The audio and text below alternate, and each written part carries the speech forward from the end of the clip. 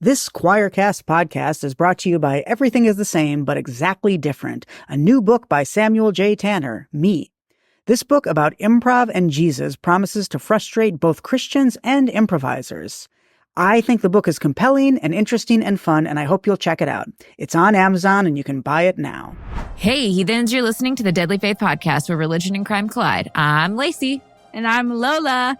And this shit is deplorable. The mind that was in Jesus, that mind is in me. Without me, life has no meaning. Why would God tell you what I'm thinking and tell you what I've said to my wife or my husband when you're not around? It's because I'm the pastor of the church and I need to know. This is the only place where you can see truth. What does that mean? Deplorable, disgusting. Deplorable or deplorable? Deplorable.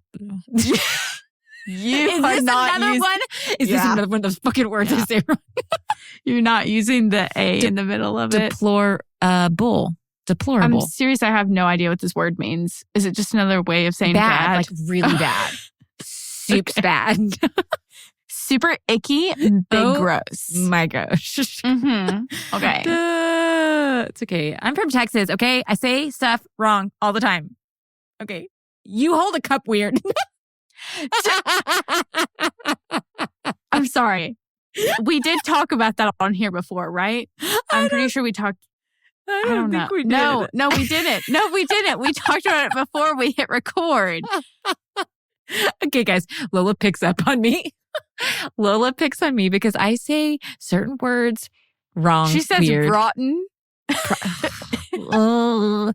I say rotten. I say whoa. You can't even say it. I say it.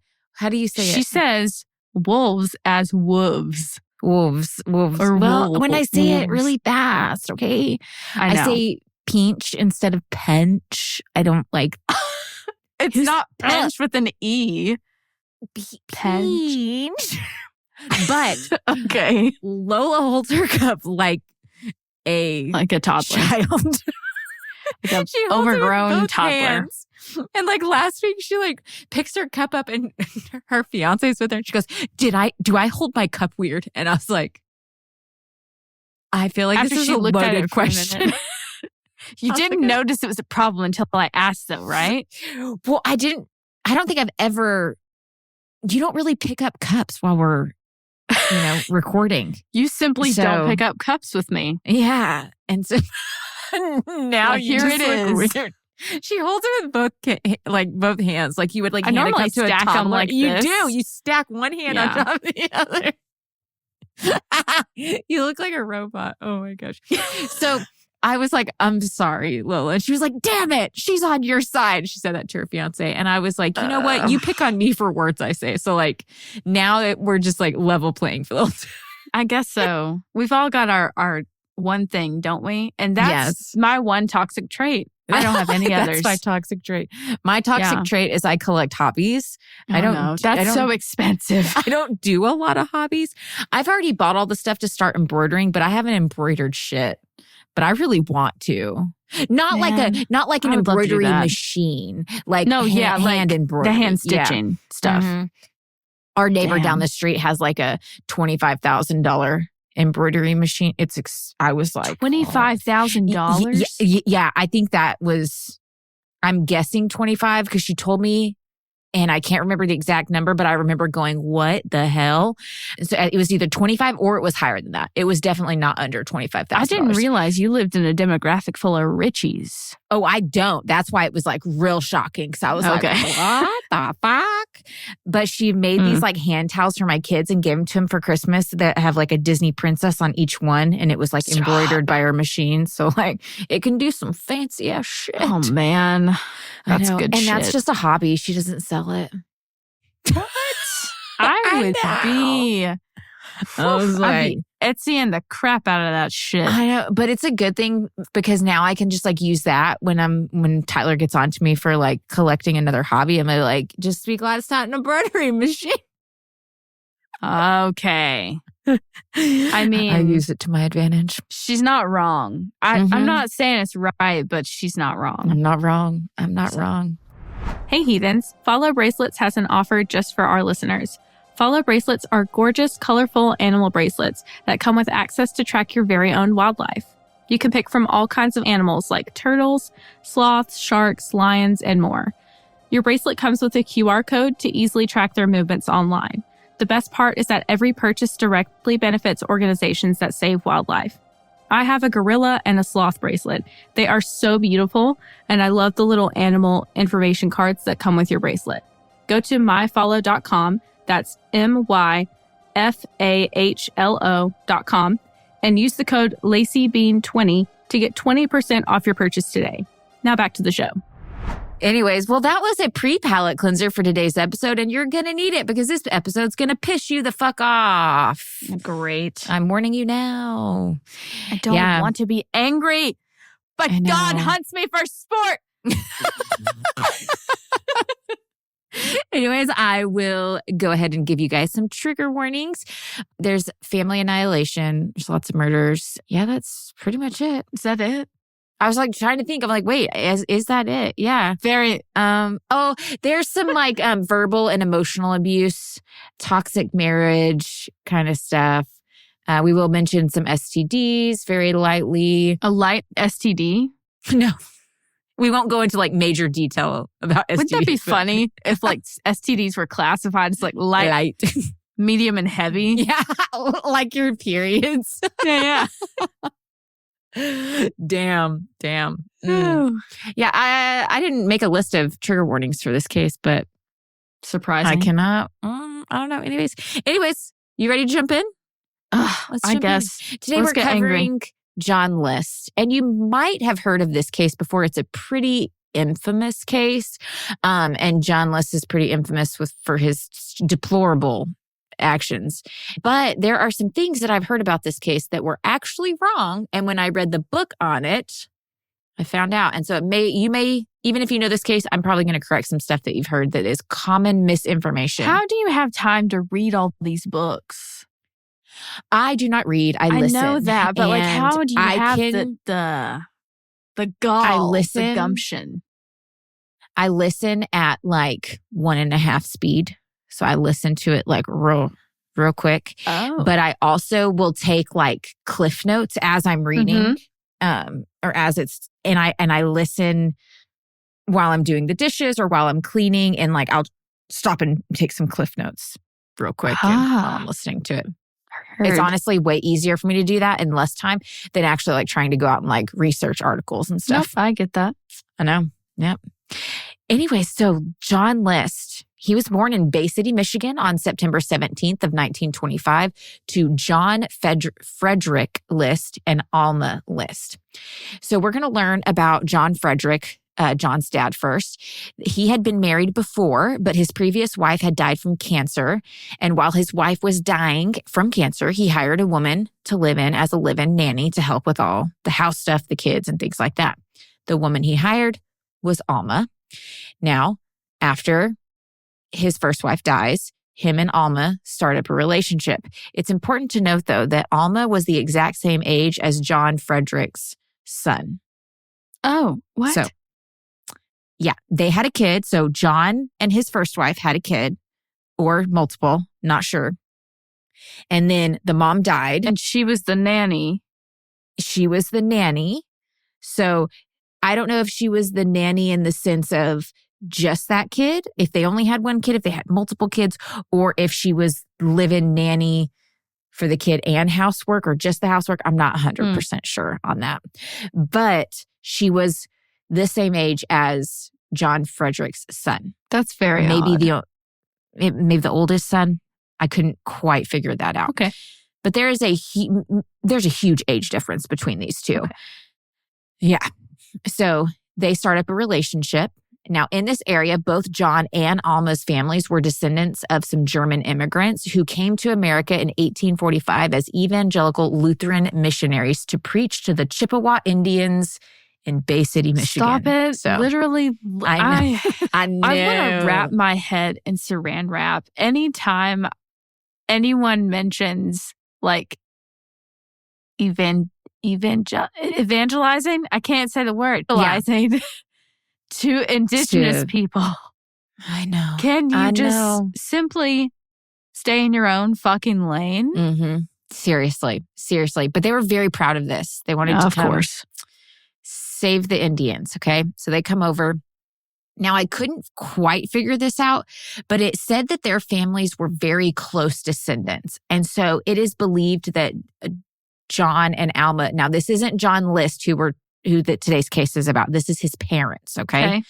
So it's believed that John and Alma were first cousins or second cousins or third cousins. No. They were somehow blood related. Somehow they're the blood line. kissed. Yeah. Yes. That's the grossest In an way icky to put way. it. Mm-hmm. Now, both of their families had very strong values, including God, family, obedience, and hard work. Now, these family values were passed down from generation to generation. Obviously. Incest. Yeah. Mhm. Obviously. Incest. Love it for them. Not really. Just kidding. John Frederick and Alma gave birth to John List in 1925. John Frederick, there's a lot of Johns. I'm going to try to keep this straight, guys. I know. Grandpa John was in his late 50s or early 60s when he gave birth to John List. He gave birth. Well, when he fathered. When he gave birth. The way you said it with such conviction, I imagine. I did. You know, have you watched Reba? Yes. Okay. Love. Do you remember love when me some Van Reba. is in the birthing class and he's the mommy? Yes. And he falls back into Reba's lap. Yes. That's what I imagine. Oh, God. That's probably what it would have been like. Oh, yeah. But yeah, he's in his 50s or 60s and he's popping out a sun. Right out the He's penis. not shooting blanks right out the beaver. God damn, this is taking a far left turn. Okay, back on track. Okay. John grew up in the Lutheran church. So John List, as a child, grew up in the Lutheran church and he had to sleep in the living room. He didn't have his own bedroom. Now, each morning when he woke up, he had to put all of his stuff away. What? Lola has lost it today. What does that have to do with what? He said he's Lutheran and he sleeps in the living room. It was two completely different sentences. Oh, I'm fucking crying. Shit. No, he grew up in the Lutheran church. The Lutheran religion was very important to his family. Next point. He was made to sleep in the living room. He did not have his own bedroom. And he had to take all his shit away in the morning. Yes, every morning he had to put all of his stuff away and it had to look as if there was no trace of him left behind. He was there, but Minnie said he just like blended into the background. I think like seen and not heard type parenting. That's what they wanted of John. Now he was called the neatest kid and his dad, John Frederick, he wouldn't even call him by his name. He would say, "Where's the boy?" Yeah. Okay. Or, "Boy, go get me this," or do that. He always called him the boy. Emotionally distant. Dehumanization. Yeah. Just a little bit.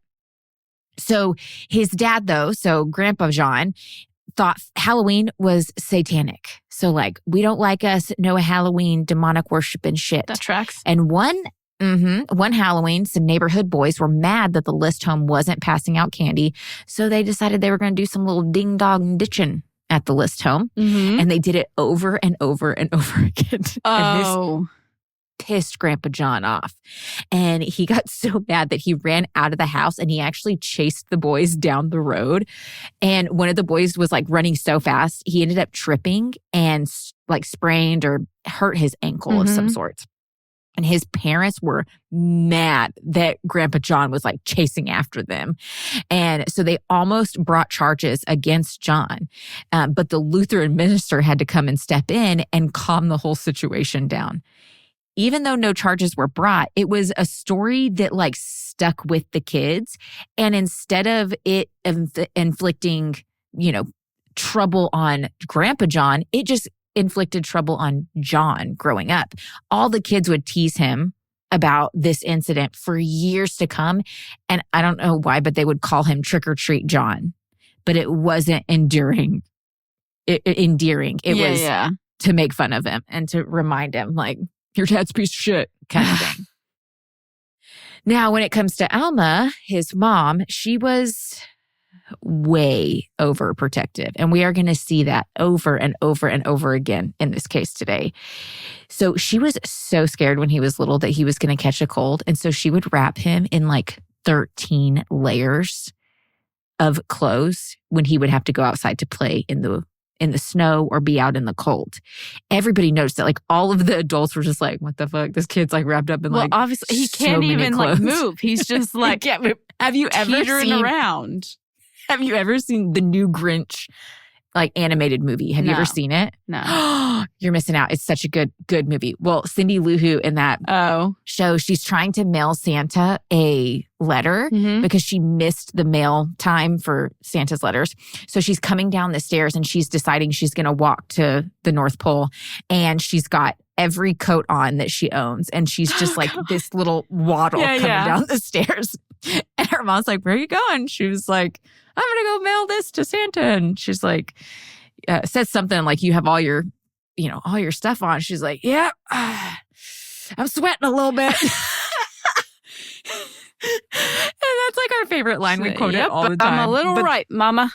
Yeah, that's what I would thought of when I heard this. I was like, I just see him out. So I'm just like, bloop, bloop, bloop. So fast forward, there's not a whole lot to mention for the rest of his like childhood, but as he graduated, he decided to join the army after high school.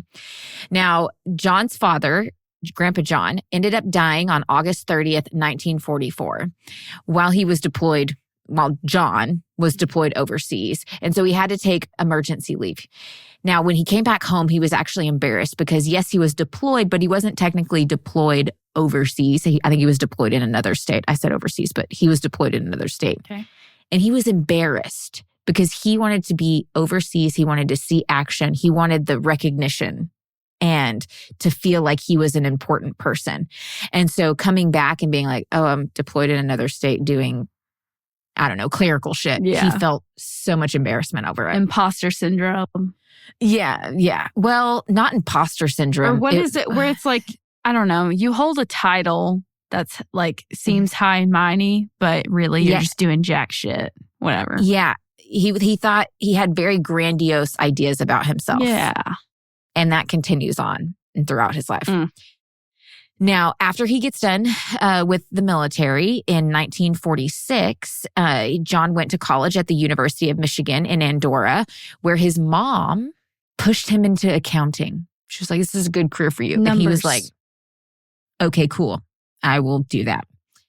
Now, and it costs, I just thought this was cool, so I was going to put this in here. Yeah. It cost $900 a year for tuition, room, and board, which was paid by the GI Bill, and he got a $65 a month benefits. He got to go to school. He got to go to college for $900 a year.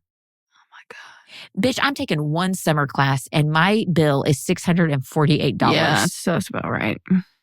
Thankfully, the state's paying for most of it, and I only got to pay $48. But that's just one class. So, like, fuck you guys. I bought 10 acres of land for $2. Okay, Shut Linda. up.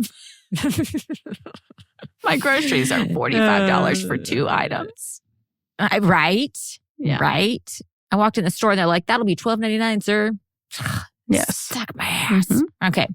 Now, John was a great problem solver. He was really good at that. He was really good at going step by step to figure out the issue, to, work around stuff. He was great if there was a system already in place and he could just work through it. Okay. But if something came in and was changing things up, no, sir. Peace he out. was not good at change. It was hard for him to adapt to changes or fluctuate. He was very much by the book type of thing. Rigid, I need a formula to work with. Yes. Cool. Yes. Now, this is going to sound random, but it comes back. While he was in college, he went with a boy named Robert Clark. Now, Robert says later on He never remembers meeting John. But for some reason, John remembers Robert Clark. And for some reason, it stuck with John's brain. Okay. It will come back. Just wait. Alrighty. Now, Alma, yes, his mother, okay, she would come to his school on the weekend where she would stay so that they could go to dinner on Saturday nights and then church together on Sunday mornings. He's in college, guys. Your mom's mom like, comes to your dorm to stay the night. yeah, I don't know. I don't think she stayed at a hotel or something, but still, she would. Yeah. Every weekend Okay. she would come. Mm-hmm. That's every Red teenager's flags. dream, you know? Right. Actually, like John loved it. He was just like, that's cool. They would discuss the Bible together and they just like had a ball. Okay. Yeah. To each their own. Sure. The only extracurricular things that John did in college was he joined the Lutheran group where he would volunteer and he attended every event that they put on. In June of 1950, he graduated with a bachelor's degree in business administration.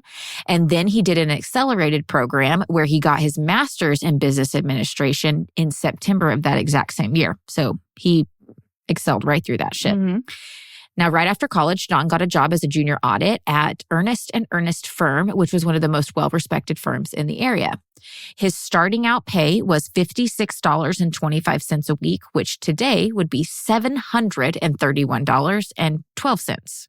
So he is making pretty good money. Yeah, that's fresh really out good. of college. Mm-hmm. And it didn't take long for him to get his actual certification. I guess he had to take a test or something, and he became an official public accountant. That didn't last very long at this job because in November of 1950, he got called back to the Army Reserves as a commissioned officer for the Korean War. Now, again, he didn't see battle and he felt a lot of shame over it. It was, again, just kind of like pushing paper kind of thing. There's nothing wrong with that.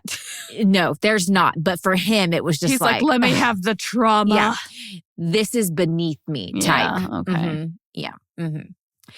Now, one day, John went bowling while he was stationed. I think he was in like Virginia. And he went bowling with two of his military friends. While they were there, they met two girls and they began talking. John's friend Ted started talking and flirting with one of the girls, Helen, while he started talking with Helen's sister, Jean. He quickly found out that Jean was married. And so John was kind and polite and he didn't try to like hit on her or anything. They just chatted. Jean said John was super nice and she really liked him. She liked that he was respectful of her and everything. And so at this time, while they're there, they find out that Helen was a widow and she had a young daughter that was around 9 years old. Her previous husband died in the war just like 6 months prior to this. Oh, I no. know. Helen. Yeah. So after that night, Helen and Ted, John's friend, went on a date just a few times, but quickly this came to a stop when she found out that Ted was married. Ted, you scoundrel. You little asshole. So she was like, oh, hell no, goodbye. And so then Jean was like, John was nice. Like, what if, So John started trying to, get Helen to go on a date. She agreed and they started dating and their relationship just took off, right? I love love. Okay, hold never on to mind. that. Never mind. She said, don't get attached. Now, Helen's sister's husband, so Jean's husband, this is going to get confusing. Okay. So I'm just going to call Jean's husband. Okay. Because Is his name Jean's John? his name's Jean. What? Jean and Jean are married. They have the same name. I hate When I tell this. you, it was confusing reading the book. I was like, what the hell? Okay. So Jean, Helen's sister's husband, said he didn't like John from the beginning. He said that John was feminine and a mama's boy and a loser. Now, I'm putting that in here, but I want to make it known that I think this was just like some major toxic masculinity coming off. And I don't think it actually has anything to do with like what happens later on in the case. Like he wasn't foreshadowing anything. He didn't think that John was like a bad person. He just was like, you're not manly enough for my toxic masculine standards. That's how I was perceiving reading it. Yeah. Mm-hmm.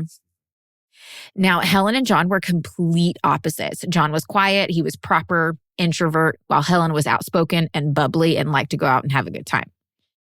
Now, John asked others what they thought about his and Helen's relationship because Helen she wanted to get married. And she was very like pushy on it. But John was kind of like, I don't know. You know, he's pretty young still. And so he's not sure. So he's asking everybody else, what should I do? You know, he's very uncertain. I know. I was like, Poor buddy. Well, then Helen comes out and says, I'm pregnant. And he was like, all right, let's get married. Newsflash, she's not pregnant. I was going to say, is she actually pregnant though? No, she's not pregnant. Did you leg lock him, girl, or are you just faking it till you make it? She faked it. Yeah. I know. So bad. Now, on December 1st, 1951, they got married. This was just 8 months after her husband died and just 2 months after they met. Super fast. Yeah.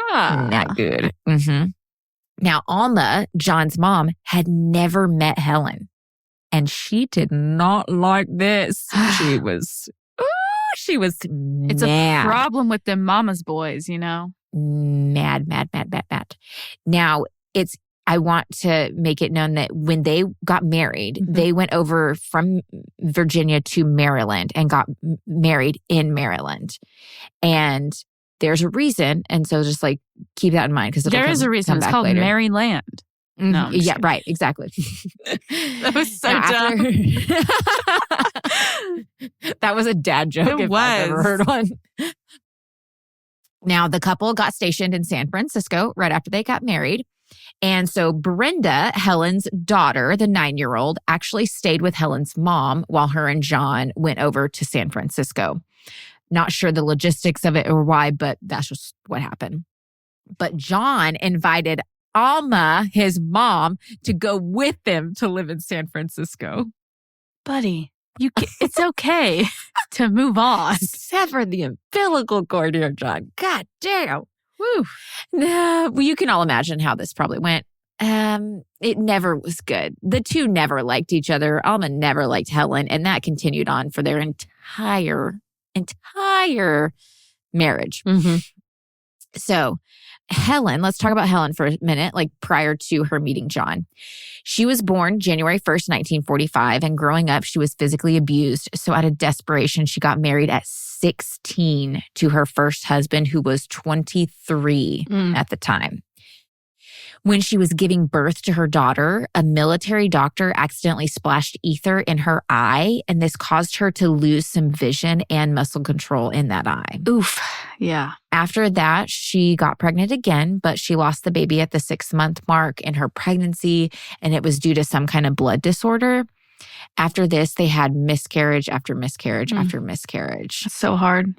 Helen was also diagnosed with hepatitis. And then in the spring of 1951, she got a telegram that Marvin, her first husband, had died in war. It stated that on April 16th, 1951, Marvin died as a hero leading a platoon that was without a leader. So, very short, sweet synopsis, not sweet, but short and sweet and to the point, synopsis of her life. And you can just see like she had a horrible... She's been through the ringer. Okay, so keep that in mind. Did we say the same thing? The same thing. We said the same thing. Jinx, pinch poke, yo me a Coke. Who are you? Who raised you? Wolves. Wolves. Bork, bork. Okay. Okay. So, in 1956, John moved to the Sutherland Paper Goods Company in Kalamazoo in Michigan. His starting salary was $7,200 a year. So he finished his deployment and he gets this job offer. Cool.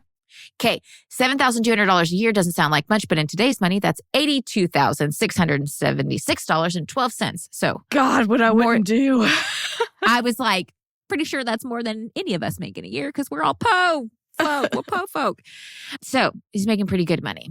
Now, as their marriage goes on, they end up having 3 children. They have Patricia List, which she's known as Patty, and I'll be calling her Patty throughout the rest of this case. She was born on January 8th, 1955. They had John Frederick Jr. I swear to God, they just keep this name going. Tell me about it. On October 21st, 1956, and then they had Fred August 26th of 1958. So 3 kids in all pretty close proximity, just a few years apart. Now, Helen only became a Lutheran within their marriage to please John. She did not like going to church. After a little bit, she was just like, fuck this. And she stopped going. John did not like that. And so he would go by himself with the kids, and he was trying to like guilt trip Helen into, getting her to go, because he wanted her to get upset that like he was taking the kids by themselves and everyone's judging her at church. Oh, so he's like trying to get her to just feel like, I'll go. Gotcha. And she was just like, I don't give a fuck. And so she Love that for her. Love I that. know, right? Go off. Yeah. John has this desire to just be seen as the best family or the perfect person and like the most godly family, like that, how he was in the military. He wanted to be seen as like the man, at the front lines, And so his image to everybody outside his family is more important than anything else to him. Cue The Man by Taylor Swift. Yeah. So they struggled with money because Helen spent money fast. She loved her some shopping. Women be shopping. Women be shopping, and she be shopping a lot. And after a while, Helen started to become pretty resentful and bitter, along with struggling with being a mom to 3 small children. This led her to start drinking too much, and she started actually calling John a goody two-shoes, and she would even talk about Marvin and compare the two. Why is she bullying her husband? Girl, sit down. She would go as far as telling him that he would never live up to the man that Marvin was. Oh, no. She kept a picture of Marvin like on there, on like her dresser with like his letter from I know, it's bad. Well, okay. I don't really fault her for that because like it's your first husband and you didn't get divorced, but like comparing and like being petty about it, that's different. So, yeah. And I have to remind myself when I was researching this, she has gone through so much trauma. True. And I think it got to a point in her life where it all compiled, like stuff changes when you have kids, especially when you have more than one. And I think it all just compiled on top of each other and like she didn't know how to cope with it. So John was also spending money like crazy because he was trying to shower her with gifts. But even Brenda, the daughter of Helen, said that no matter what, John just couldn't please Helen. Like there was no pleasing her. Helen ended up going to therapy and began taking tranquilizers to cope with all of her trauma. So she's drinking, she's taking tranquilizers, and she's not doing good, guys. Now, John was no help in the sense of like his way of coping with all of this was to sulk around the house and be a little bitch baby and like go to his office and just like, meh. Oh, he's just pouting in the corner. Pouting, like he's just pity pouting. Nobody puts baby in the corner. Just kidding. That's John. That's not baby. That's John. Now, Helen's way of coping was to get lost in a really good book and pour herself a glass of scotch. Now, that sounds good, but not when you're doing it all day, every day. So they have very bad toxic coping skills, and they're raising a family in the midst of all of this. Yeah. Many nights, John would get home to Helen on the couch with a drink and reading a book, and the baby would still be in a very badly soiled diaper, and the house would be a mess, and dinner was nowhere in sight. So John would have to take over all the housework, caring for the kids, before returning to his office and hiding away from the family, bottling up all his anger. So this is a recipe for disaster. I know. I feel it coming on. It gets worse. Now, many neighbors came forward after all of this and said that it was very clear that Helen was not enjoying motherhood. She was constantly drinking, and then she would leave the baby in a playpen in the driveway for hours unattended. Yeah. Oh my God. Put the playpen in the driveway, put the baby in there, and then she'd go inside. And then it'd be like hours before she'd come back and attend to the baby. Oh my God. She would call John at work and tell him that the baby made a mess in his pants. And if he wanted it cleaned, then he needed to come home and do it himself. No. Some people don't deserve to be parents, and I don't care. I know. Now, Brenda, she's the oldest, and she was Helen's first from the previous marriage. As Brenda got older, her and her mom started fighting more and more. She said she always felt like an outsider in the family, and all the other kids got to call Alma Mother List, while Alma made her call her grandmother. Bitch. Like, just like purposely making her feel different. Yeah. For no fucking reason. Huh. Just because her father genes didn't come from John. Alma. Now, Brenda got around $500 a month as a child of a fallen soldier. Now, they had to wire them each month, or not the money. Every month they had to wire in a like invoice basically showing an itemized list of like where they spent the $500 because it's supposed to be going towards the child, not to Helen. So they had to show the military where this money was going. And Brenda said the money should be hers and all hers. So like the money should be put in an account, save for college, do this, do that for her. Like, but they weren't doing that. They were just spending the money and then just sending an invoice of like how the money was going towards Brenda, you know, paying for her food or paying for X, Y, and Z. And it's not like they were hurting for money. That's true. They were doing fine financially. And so Brenda was like, this money should be mine, not y'all's. Like it came from my father's death to me. This caused so many fights and it was turmoil in the house. Brenda got so frustrated at times, she even tried running away. She went off and ended up trying to get married, but then couldn't because she was underage. And the moment she turned 18, she left with her boyfriend, got married, and she estranged herself from both Helen and her stepdad, John. Wow. Yeah, it was pretty bad. It's hard. Now, in April 1956, they ended up buying a large split-level 3-year-old house on Lover's Lane, and they paid $17,300, which today would be $185,600. Now, they didn't have the money for this home because they were spending money like right and left. They didn't have any down payment. So John had to go to his mom, Alma, and she had to sell off one of the businesses that his late father had. And she gave John a portion of the sale to put down as a down payment. So they're having to lean on Alma to pay this down payment. Now, in January of 1959, John actually got a promotion and his new salary went up to $9,300. Good Lord. Which was this man's just raking in the money. I know. This comes into about just under $100,000 in today's money. Now, after a while, though, the company merged with another company. And because the two companies merged, they had 2 employees for every position. And they didn't need that many. So they needed to downsize. Now, they told John that they didn't tell John they were firing him. They just encouraged him to look for another job. Oh, the nice firing. Okay. But they honestly were really nice about it because they gave him time to find another job. They let him keep his job. They still kept paying him while he was looking for another That's a very friendly firing. You know, it was very friendly. And they basically said like one of the main reasons was he was the most recent hire. And so he had like everyone kind of had not superiority, but like seniority over him. And so they let him go. Okay. But we find out later on that they also had other reasons for firing him was because John could not adapt to change. Okay. And so when stuff would come up, he had trouble adapting to it and they could just tell that it wasn't smooth. So this is coming back from earlier. I see. Okay. Exactly. Now, he ended up sending out over 100 resumes, and Xerox in New York was actually interested in John. Shut up. And they offered him a job at $12,000 a year, which is $128,000 in today's money. Oh my gosh. He, of course, took it. And in 1961, they moved to Rochester, New York.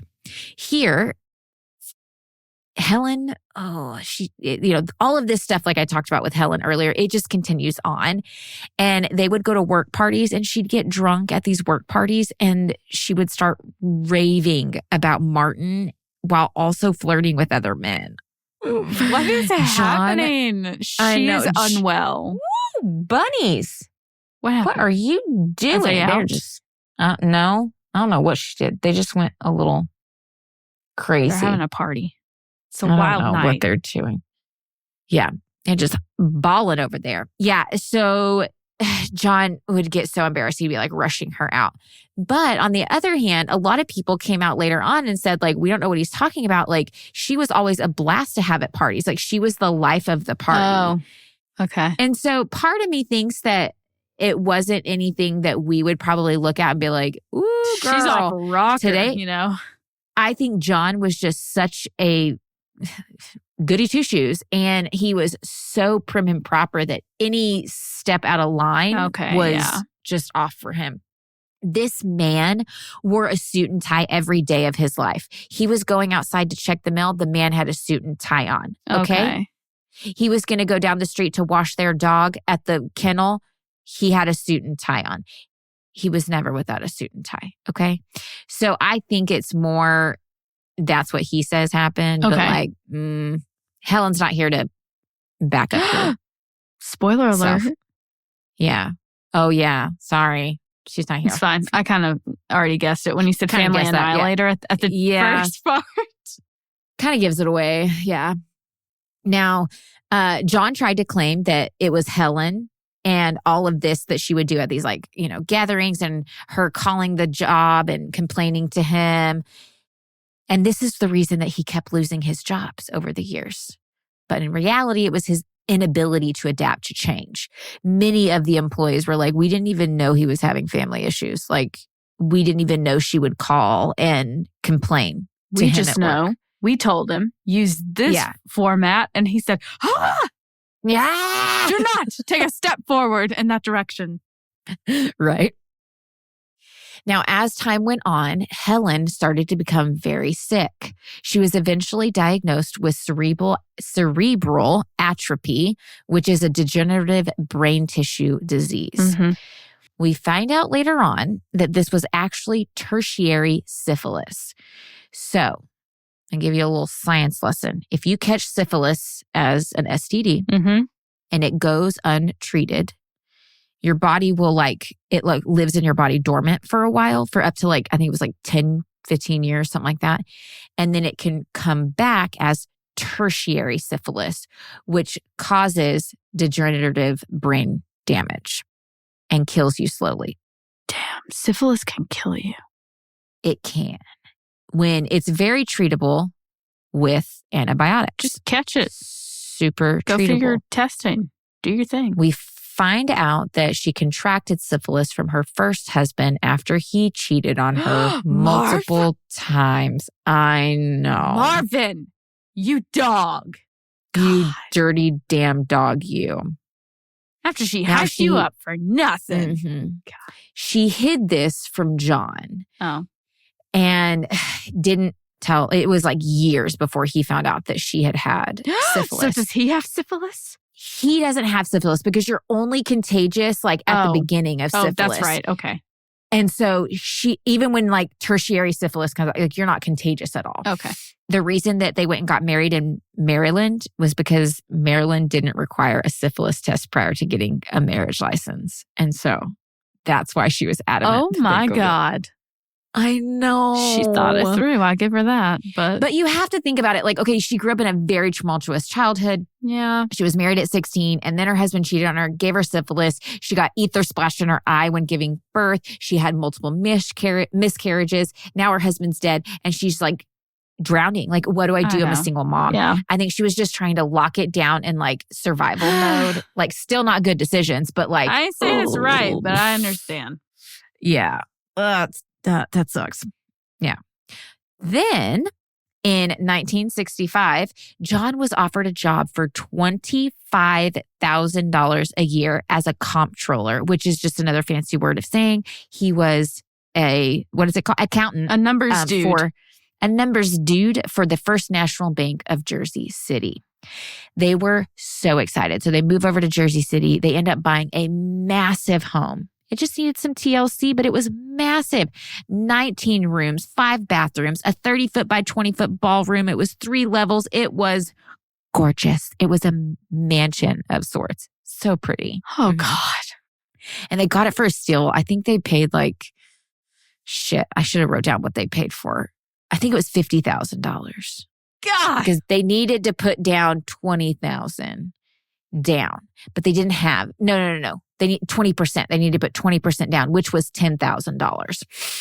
And they couldn't afford it. So Alma agreed to pay the $10,000 down payment on one condition. No. What do you think that one condition was? She wanted to move in. She wanted to move in. Yes. Yeah. As any mama's boy does. She's still trying to, She wanted to move in, which thankfully the house was so large. There was a third floor apartment, like a full blown kitchen apartment, like whole other level for her. Okay. So there's at least that. But Alma, put your tits away. He's fine. He's way more than 5. Okay. Mm-hmm. So Alma moves in. She's lived there. They lived there for 5 years. And the entire time, Alma hated every single minute of it. She didn't get to go see her friends. She had to move away from her friends. And she didn't like Helen. And You didn't have to move, bitch. I know, right? Right. The tension was just Palpable. always there. Yeah. And it just grew as the years went on. It was just everybody hated everybody in this house. Yeah, valid. Now, like I said earlier, John always wore a suit. The man wasn't caught outside without a suit. So much so, the man would go outside and mow his fucking lawn. In a suit? In a suit and tie. Okay, he would mow his That's kind of cool, lawn. though. That's kind of badass. I like that. Okay, John. What a baller move, you know? Mm-hmm. Now, they adapted to this job making $25,000 a year very quickly. Uh-huh. And they started increasing their spending. John is spending money like crazy, trying to please Helen, trying to shower her with gifts, trying to see if that will work, which newsflash does not. Helen is trying to cope, so she's spending money like crazy. And the job only lasted a year before John was fired. He couldn't adapt and he couldn't close the sales jobs that they needed him to close. And so he was fired. At this point, John wakes up every day and pretends to go to work for 6 months. In 1967. Where'd he go? He would go to the train station. He'd go to a coffee shop and he'd just sit there and apply for jobs or go to interviews, whatever. Wow. 6 months. And he never told his family about it. He was power of attorney for his mom. And so he would take money out of her account to pay their bills. Ooh, honey. So he started siphoning money off of his mama's account. Okay, so he is still on the tit. I guess you can keep your tits out, Alma. Absolutely on the tit. After this, he ended up getting a job at American Photographic as a VP comptroller for only $12,000 a year. Hey, that's just under half. Huge dip. Just under half of what he was making at the other one. Hey, it's better than nothing. Better than nothing. Yeah, better than nothing. But remember, at this point, I don't know if his family knew where he was going to work. It was just that he was going to work. So Helen still thinks they're making $25,000 a year. Okay. But they're making 12 instead of the 25. Also, Helen is getting sicker and sicker and sicker. And so she's also not 1,000%. She's not all there because it's a degenerative brain disorder. It's literally eating away at your brain. You're losing brain tissue. So he only lasted 1 year at that company before the company decided to relocate. So again, John is now out of a job. In September of 1968, he took out a $4,000 loan. And then in November, he took out a $7,000 second mortgage on the home and he repaid the $4,000 loan. He got a new job selling mutual funds out of his home, but this is not an accounting job. This is a sales job. And remember, he got fired from a job just about a year and a half ago because he couldn't close deals. Yeah. So I'm going to give you one guess on how this goes. He got fired? He doesn't get fired. Oh, okay. He just doesn't make much because he sucks at it. With sales, you make as much as you want to. Yeah. So Now, during all of this, John was still trying to buy Helen and the kids happiness. So he's still spending money like crazy. The kids were also very miserable as they got older because not only are their parents just like in a horrible marriage and the emotional tension is just astronomically high, but also this whole entire time, John is being militaristic in how he is raising all of his kids. He was the one end all be all when it came to approving or disproving any of their friends, their schedules, and he would also make them do like drills of the Bible every single day. So not going good. The kids aren't having fun. Not a fun time. No, thank you. So we're in the 60s, and John saw the 60s as a complete moral failure for the country with the hippie movement, free love. And he's like, they're all sinners and going to hell. Now, Patty around this time, she's a teen. She's like 14, 15, 16. Yeah. And he is seeing her coming home and embracing all that is the hippie movement. Of course. And it's just, it's pissing him off. He is just becoming so enraged. Now, at the end of the 60s, we're in 1971, and this has all kind of been building, okay? This has all happened over the last 10, 15 years. In 1971, when Patty was 16, John got a call at 2 a.m. that she and a friend had been picked up by the police for, quote, walking downtown past midnight and smoking cigarettes. Okay. They were taken to the police station. You damn hooligans. She's wild. So John was pissed. So pissed. He now has to go to the police station at 2 a.m. to pick up his daughter, and she's embarrassing him for her rebel, sinful debauchery. So he shows up at the police station in a suit and tie. Suit and tie, and it's 2 a.m. Right on. When they got home, he just started making a ruckus. He was pissed, and he ended up waking up the entire family. He started yelling at Patty, saying, "You are out of control. You're going straight to hell, and I can't do anything about it." And even told her that her tight jeans made her look like a cheap slut. Same. Yeah. Same girl. Now, this wasn't new for Patty because as a kid, John was constantly calling her a brat. And one day, not too far before this, she had come down wearing a thin white shirt with a peace sign on it. That's all. Just a peace sign. Not fuck Jesus in the asshole or anything, awful. Just peace. John flipped, and he just went over to her and he just started ripping the shirt to shreds right off of her body. And he ended up hurting her, like giving her bruises while he's ripping this shirt off of his 16-year-old daughter. And he's yelling at her and calling her a slut the whole time. She is standing in the hallway with his shirt ripped off of her. She's in their bra. She's trying to cover her chest, and she's just bawling. Of course. So John's just a fucking asshole to his kids. And we've established that now. Now, Patty, she wanted to have a career in the theater. And he also considered this to be very sinful because the theater is Hollywood. Hollywood is sinful. You're going straight to hell. Yes. So he was not liking the direction she was going.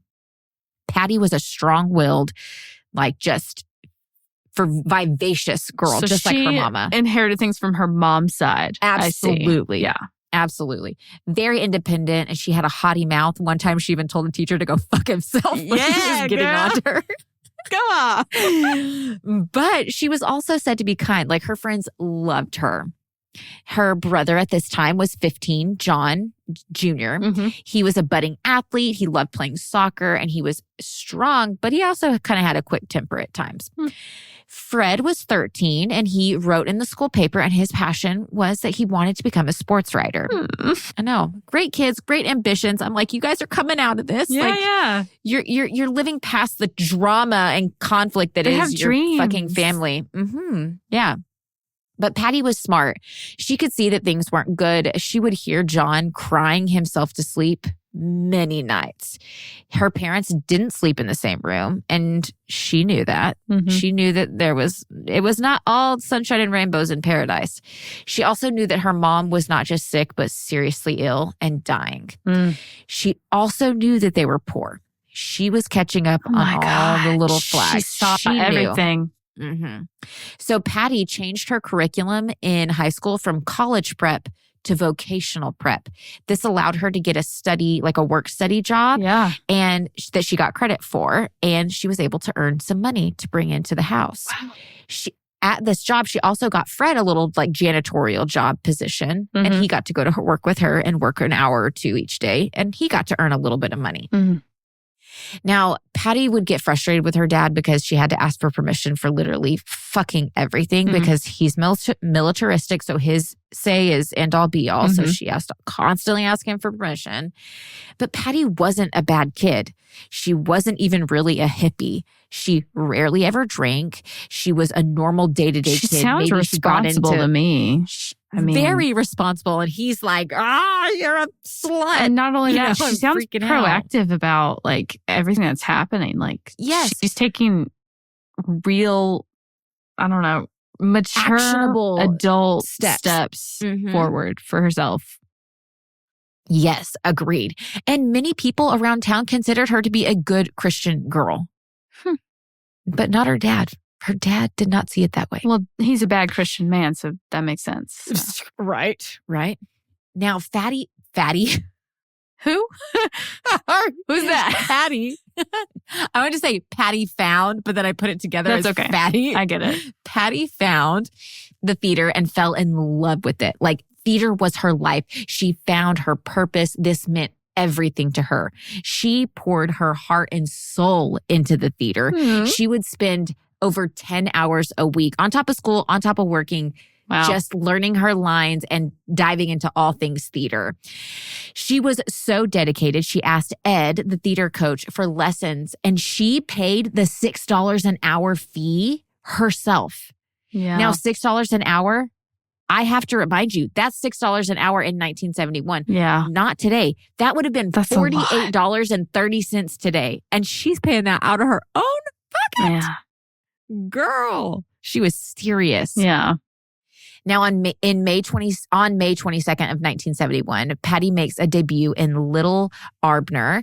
Her part was to play a sexy girl and like bump and grind. And everyone was like, oh, you did so good. And John's in the audience like, a little slut. Fuming, He's fuming. He's just so past anger watching his daughter. It was like the smallest part. And he's just like, oh my God. Yeah. Now, Pat confessed her love for her theater teacher, Ed. He's an adult and she's 16. Honey. He was nice to her and he knew about the problems with her father and stuff. And she confided in him and they grew close. But allegedly, and I'm going to say allegedly, nothing happened. Okay. Nothing ever happened. I will let you make that assumption as we go through the case, whether something did or didn't happen. But it's besides the point in all reality. Now, around this time, it was the Kent State shooting.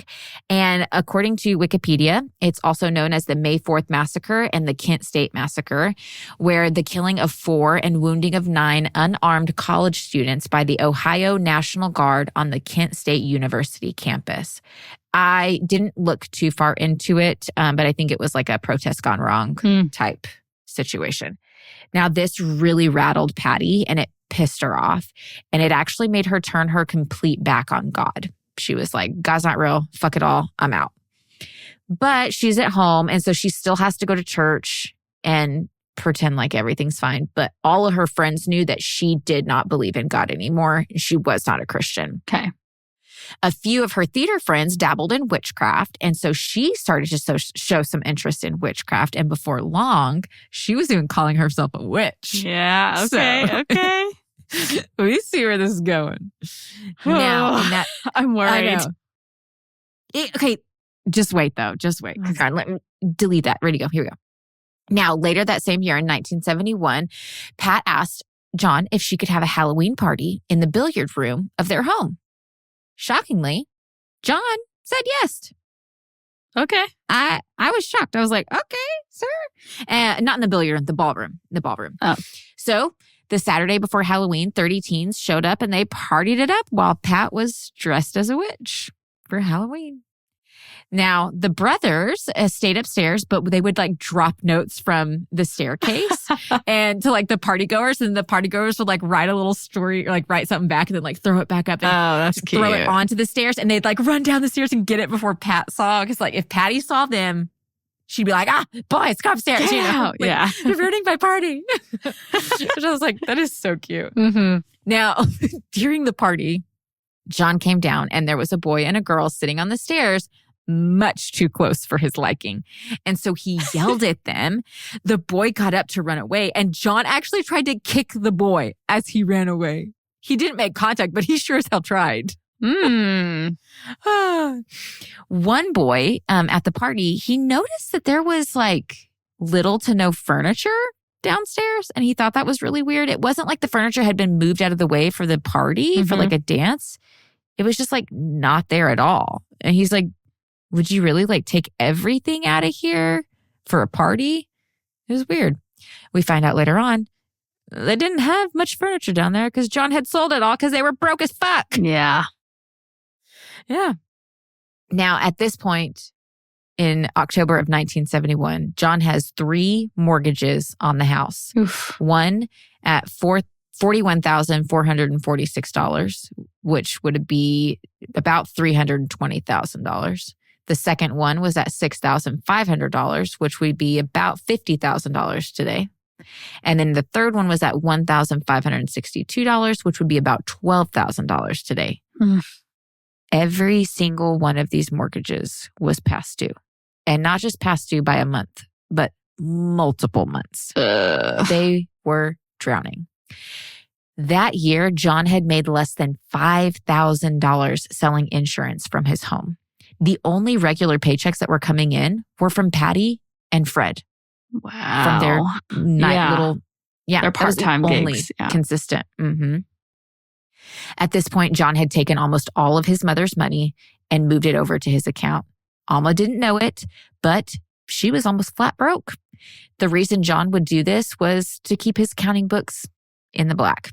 He justified taking his mother's money because he said that if, it was just like basically borrowing from himself, since he was to inherit her money when she died, and she's 80 anyway. So like if an 80-year-old woman needs the money back, like I'm sure I'll be able to come up with it somehow.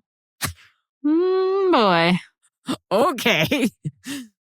Now, in reality, he couldn't. He was drowning in loans and in debt that nobody knew that they had. And he wasn't able to get a job that he could adequately fit and pay for their lifestyle. Mm-hmm. On top of the money problems, he saw the decline in society and its morals as a straight road to hell for his kids. So all of this together meant that John saw no way out but murder. I knew we'd get here. Yep.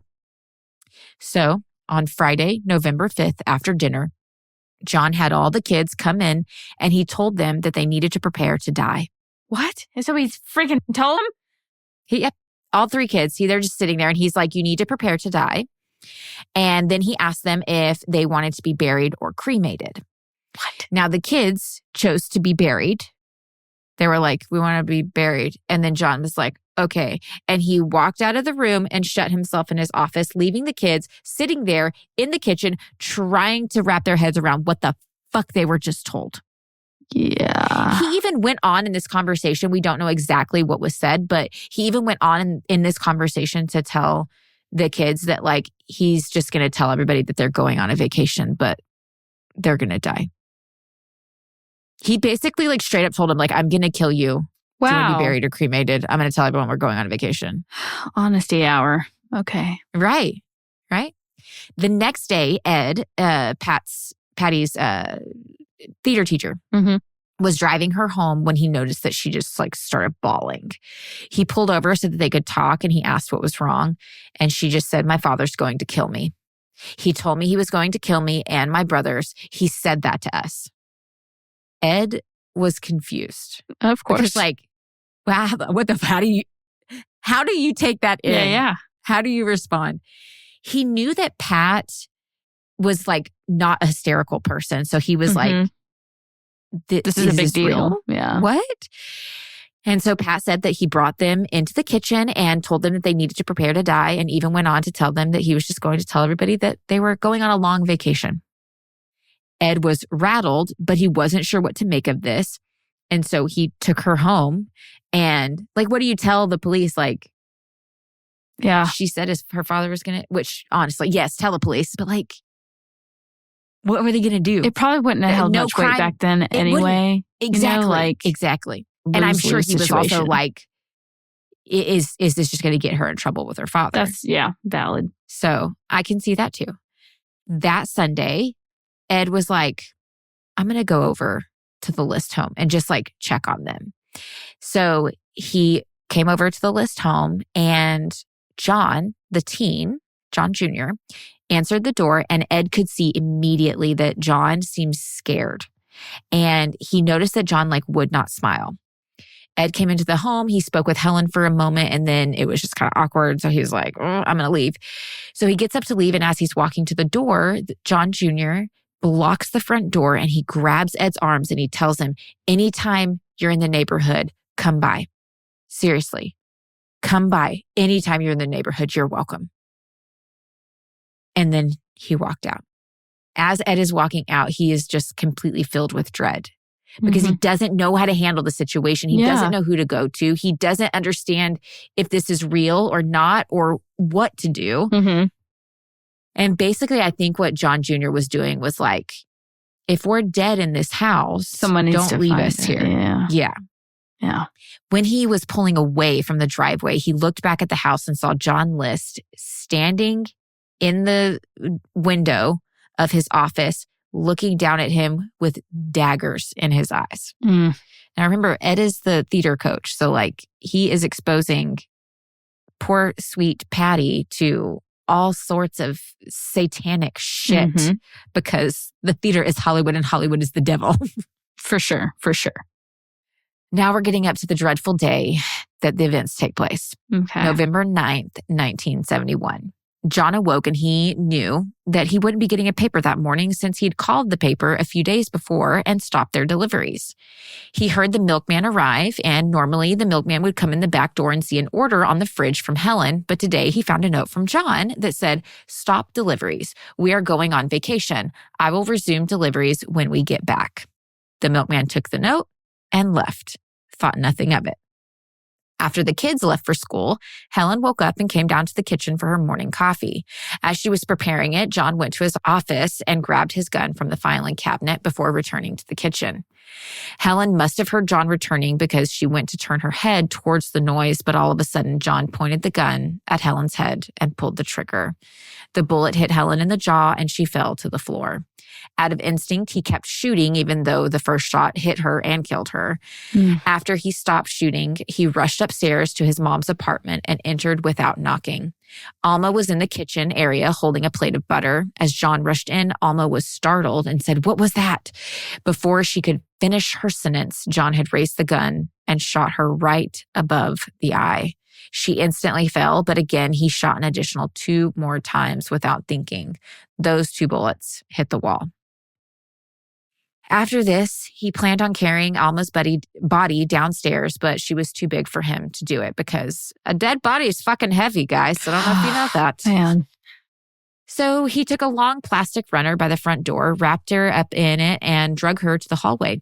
Once there, he forced her, like literally just like pushed her into another small hallway and crammed her inside. He went back up to her kitchen and he tried to clean up her blood.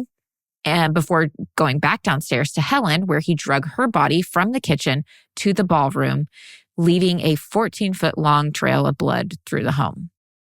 In the ballroom, he wrapped her in a Boy Scout sleeping bag and made sure that she was covered by her nightgown so she wasn't indecent. After that, he cleaned up the blood from around her head before covering her face with a towel.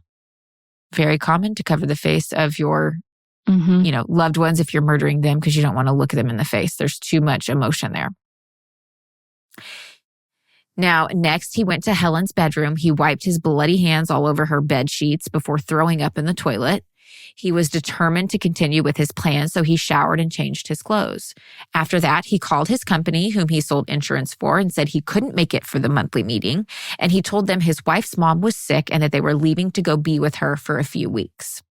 Next, he wrote notes to his kids' schools along with their jobs saying the same thing. After that, he went out and raked the leaves in a suit and tie, might I add.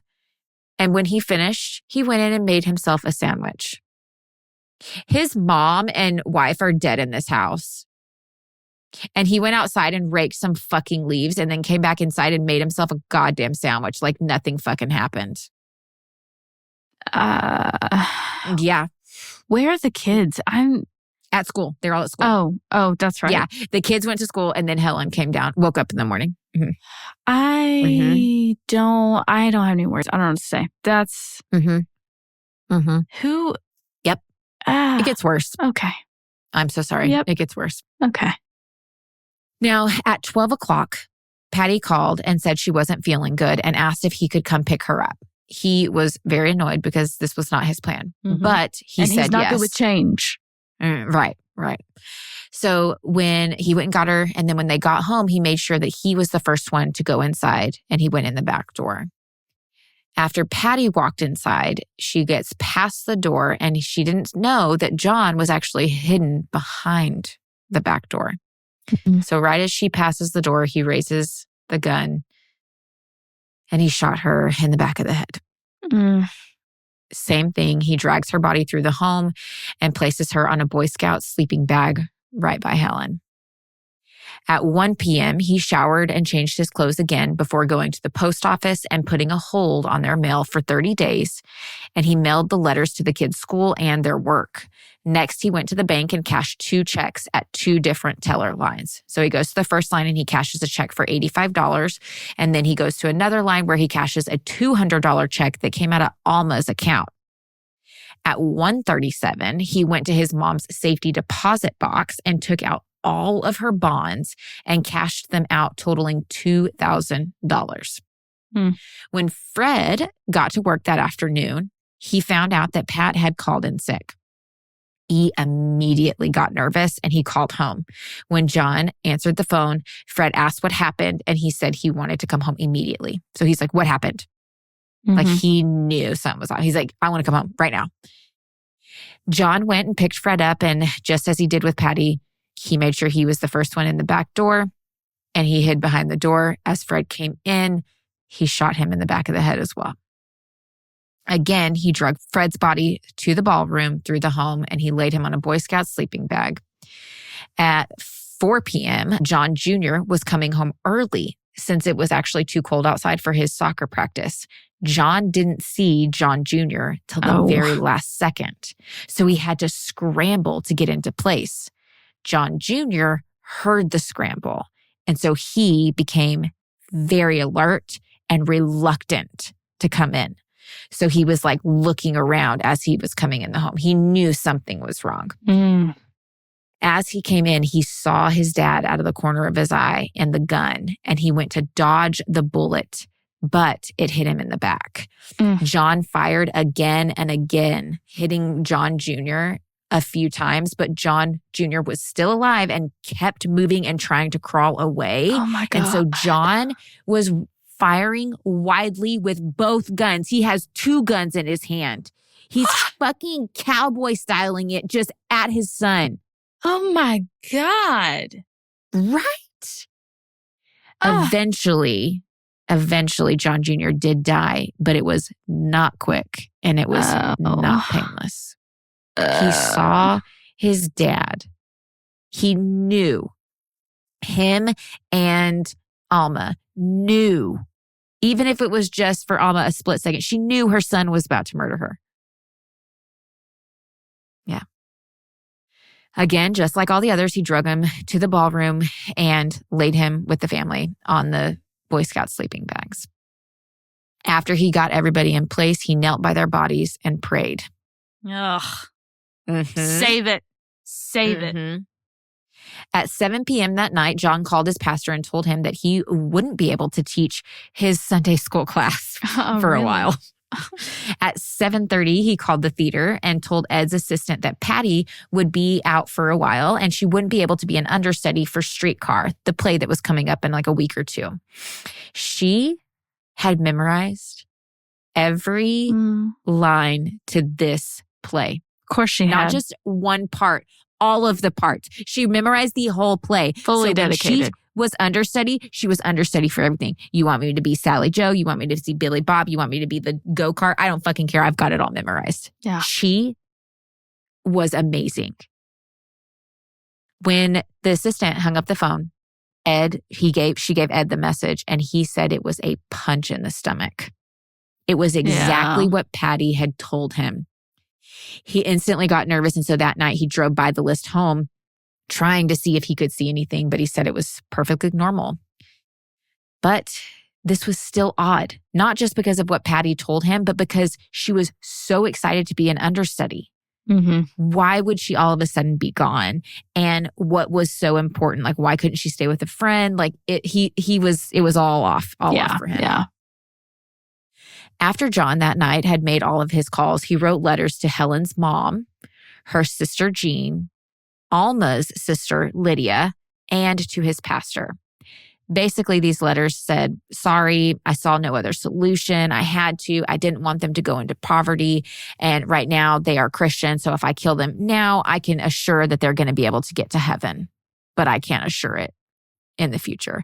And he basically was just like, I don't know they'd be able to survive in poverty. Like I couldn't do that to them. So like, sorry, but I couldn't it was do the only poverty, choice but I I had. could do murder. Okay. Mm-hmm. And it's not even him. Like they couldn't do poverty. I didn't want to put them in poverty. And like, I know they're Christians right now. So like, if I just kill them, they're like instant heaven access. So like, signed, sealed, delivered, I guess. Wow. I hate it when they're like, it was the only way. No, it wasn't, John. Sounds it was like not the only you don't way. know how to communicate. Sounds like you don't know how to problem solve or use your big boy brain. Yeah, seriously. He even wrote a letter to his boss of his company, and said, sorry it had to happen this way. I couldn't let my family in poverty. Check on X, Y, and Z accounts for a quick sale.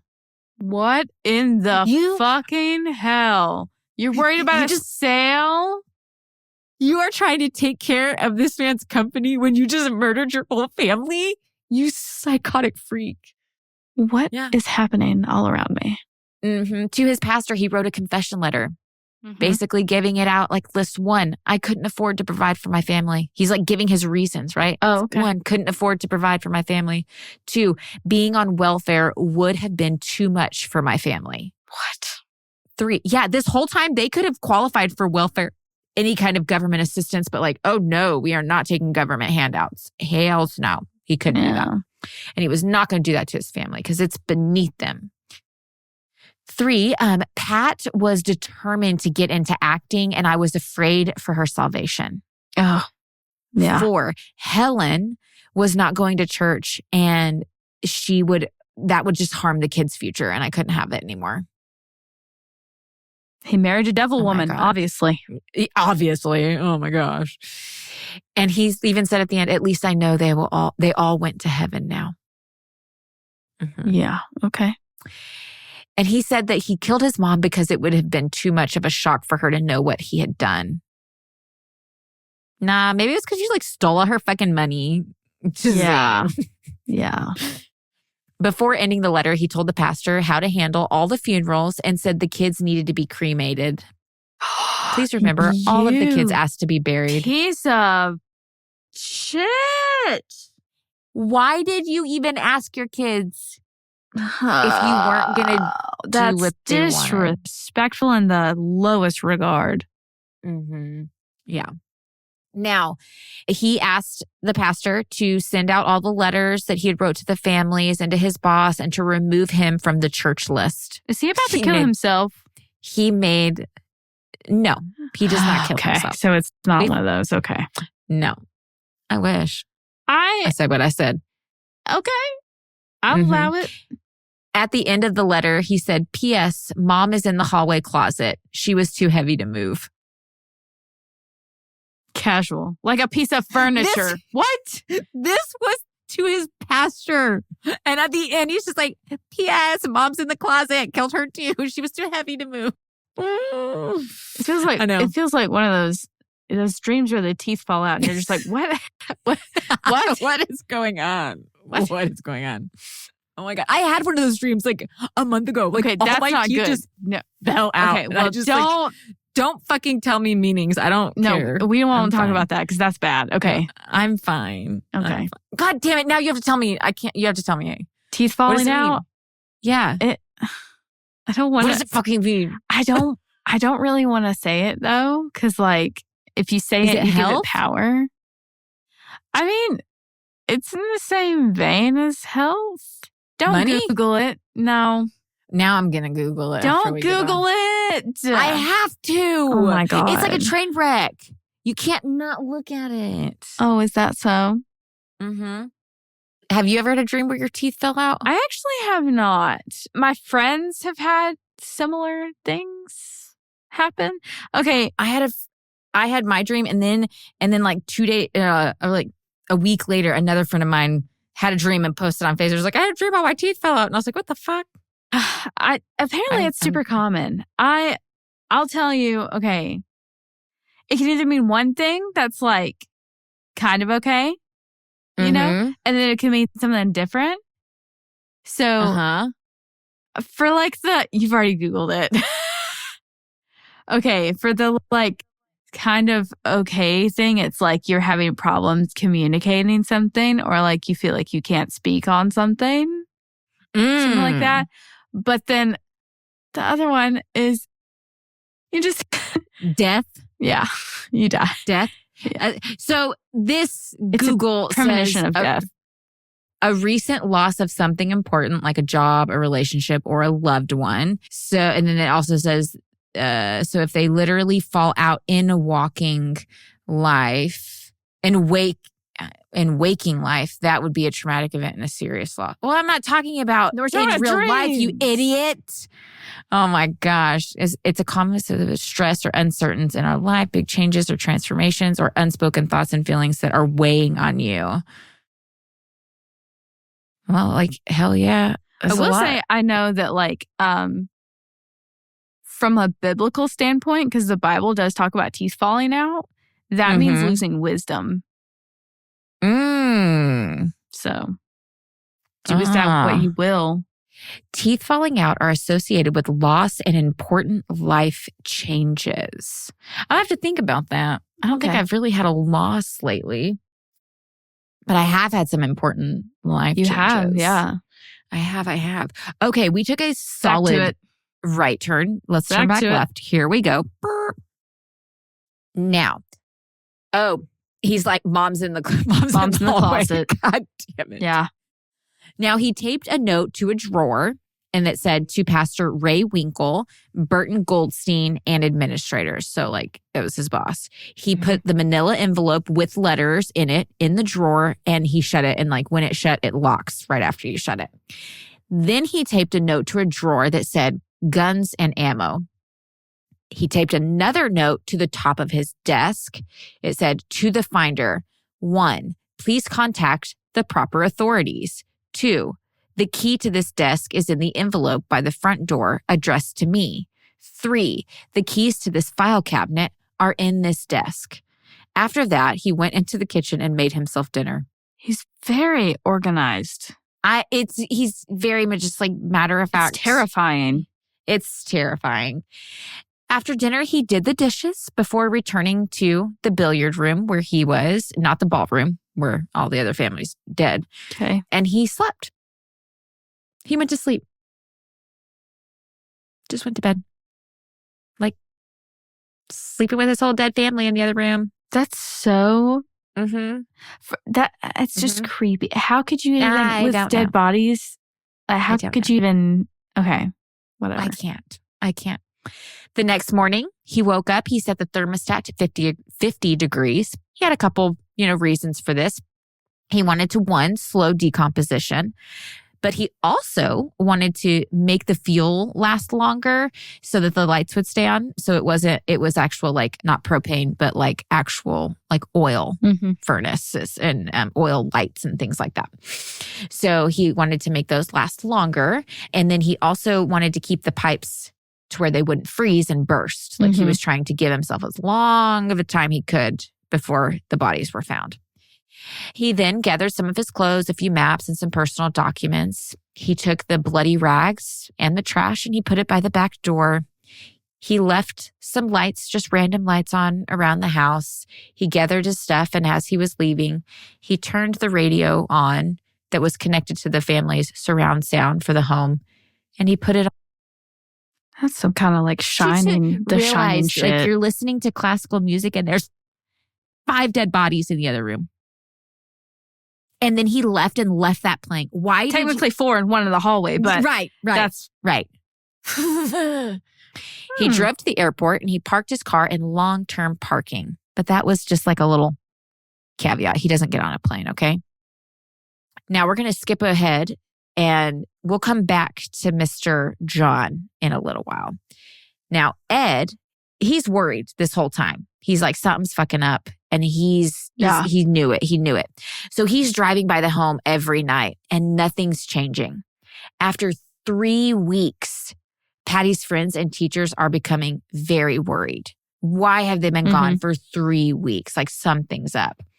Mid-November, a school lady comes by the home to check on the family, but no one's there. She went around to the back of the home and she noticed the curtains on one of the windows were slightly parted, but this was to John's office, so like she didn't see anything. A week later, she returned to the home, but again, nothing. The cops had already been out to the house in the beginning because Ed was relentless. He called the cops multiple times, like, there's something going on. I know there's something going on. Like, the family's not home. The cops went 2 times, but they had no reason to go in.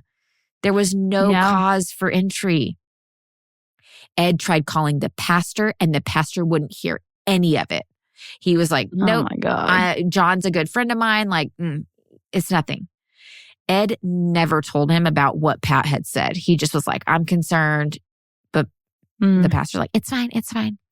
Over time, neighbors started to get suspicious because the lights were even starting to flicker. So they're like, it's been a really long time. And I'm like, really? The lights flickering is what made you worried? Not the fact that, like, nobody's been at the house for fucking 3 weeks? I'm like, come on, guys. Come on. On December 5th, Ed went back to the home and no changes.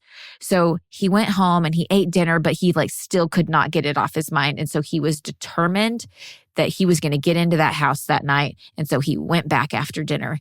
He ended up crawling through a basement window, walked through the home. Mind you, he can hear the music playing. Oh no, this is just creepy and it's wrong and it's bad. And it's a horror movie. And he, Ed, with the flashlight, ends up finding the bodies. Now, he freaks out and he leaves. And he doesn't alert authorities. Ed! I know. This is where I go, Ed. Why? He says because he was breaking and entering and he was afraid because of his relationship with Patty and what he knew and that the people were going to think that there was something between him and Patty, which makes me think, was there? Yeah, there's something happened there. Whatever. It was the 60s and 70s. Now, 2 days later, some of his theater kids started just being relentless and he heard them say that they were going to break in. And he was like, fuck, I can't let them break in. They're going to find the bodies. I can't let them find the bodies. That's too traumatic for them.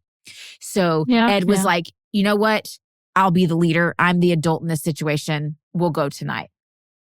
So they get to the house that night and he is slamming his car door as loud as he can. He's like squealing his tires, pulling up, gets out and slamming his door. He's trying to get neighbors. He's trying to cause as much ruckus as he fucking can because he wants somebody to call the cops.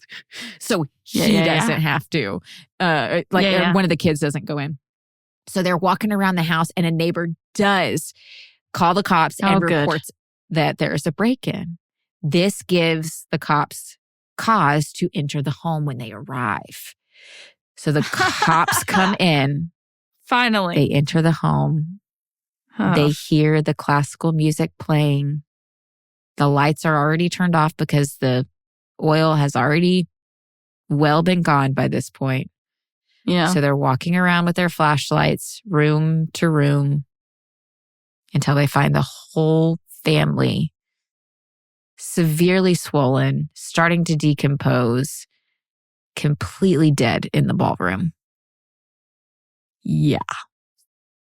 Now, police start arriving in droves. The police chief arrives. And at first, when the police chief arrives, he's actually annoyed that Ed's there because remember, Ed has been a little relentless the last month. And I'm like, well, you're kind of eating your words now, police chief. Yeah. The police chief actually realized, though, that they only had 4 bodies and they're missing Alma, and they know Alma lives here. So a cop went upstairs and he literally stumbled over Alma's dead body in the hallway. Oh, gross. I know. Gross. I know. Now they start searching around, like as the coroner shows up to do the, autopsies, get the bodies, all that stuff. Now the cops are searching the home and they find the notes on the desk. Now remember, John's like, here's, go follow this key and this key will open this drawer. And they were like, it's like a treasure hunt. They were like, fuck it. They just broke into the desk immediately. They're like, we don't fucking care. So they break in and they read the letters. They see the letter to Pastor Raywinkle. And so they call him around midnight that night and he comes over and he identifies the bodies. He was the only one that was like, who could have done this? Oh my God. They were like, and they just handed. Did you not read the letter? He hadn't read the letter yet. Oh, okay. But even everybody else knew it was John before getting the letters. Come on. He's the only one that's not fucking there. Come on. Yeah. And he's like, who could have done this? So they just hand him the letter that John had wrote. And he reads it. And he asks the chief after he reads it to keep the letter private and to use discretion. They never showed him the other letters because of course, they're evidence. They're not his property to be mailing out like John wants. So that night at 3 a.m., the pastor called Helen's sister, Jean, and told her husband about the murders. She knew someone had to be dead just by the way that her husband was talking to the pastor.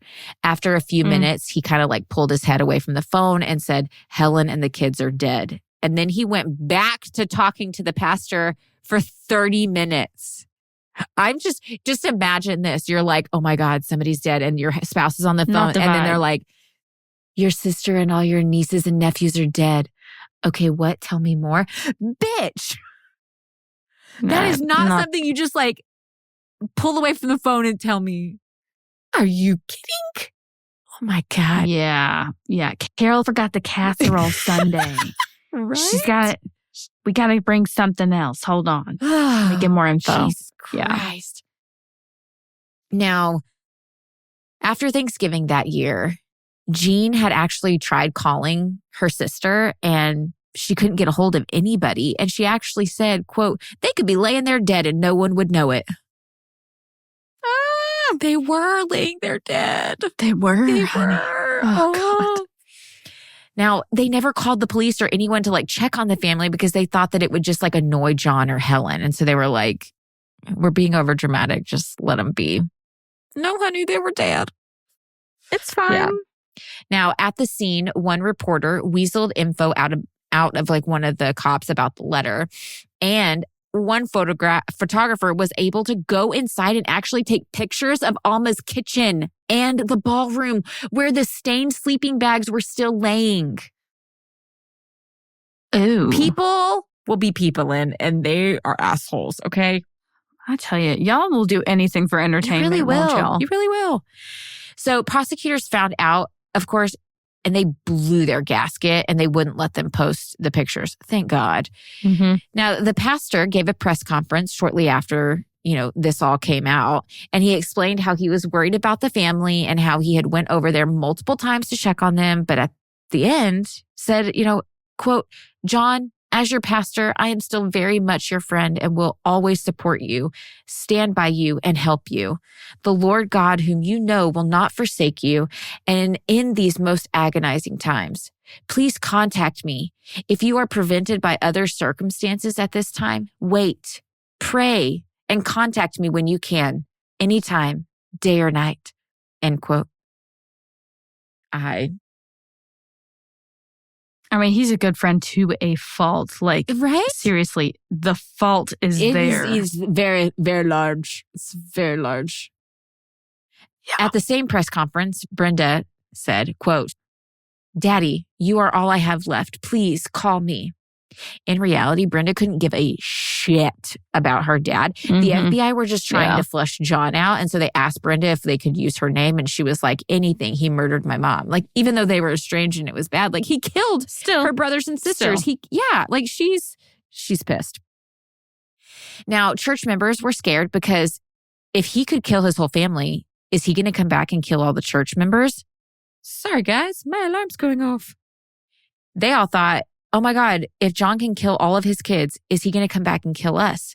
Brenda thought the same thing. She thought that John was going to come back and kill her and her kids. That's what I'd be worried about. I would be too. Eva, Helen's mom, she was actually supposed to come at Halloween and stay with the family for a few weeks. And she got a kidney infection and it prevented her from coming for the visit. This saved her life.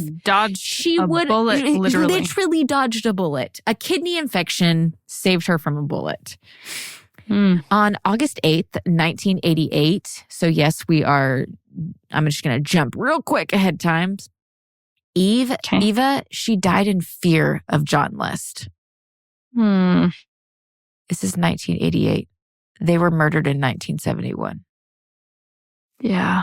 That's sad. December 9th, they found the 1963 blue Chevy Impala at the long-term parking. So many people during this time as they're doing these investigations, because they're not really coming up with much. Like they found the Impala, but like that was pretty much it. Like they could not find John. So there were a lot of reporters that were coming to the house and they were getting inside. And these assholes traipsed through the entire home the days and weeks after the murder. And when Jean, Helen's sister, came to prepare things for the funerals, she found that many of the people that had come inside the home had taken souvenirs. Because there were 10 fireplaces in that damn home, and each one of them had family photos above every single one on the mantles. And when she walked through the homes, all she was finding were picture frames, empty. They had taken the photos. Later on, she would see the photos pop up in newspaper articles or magazines about the case. Fucking assholes. No respect. No goddamn That's so respect. Shitty.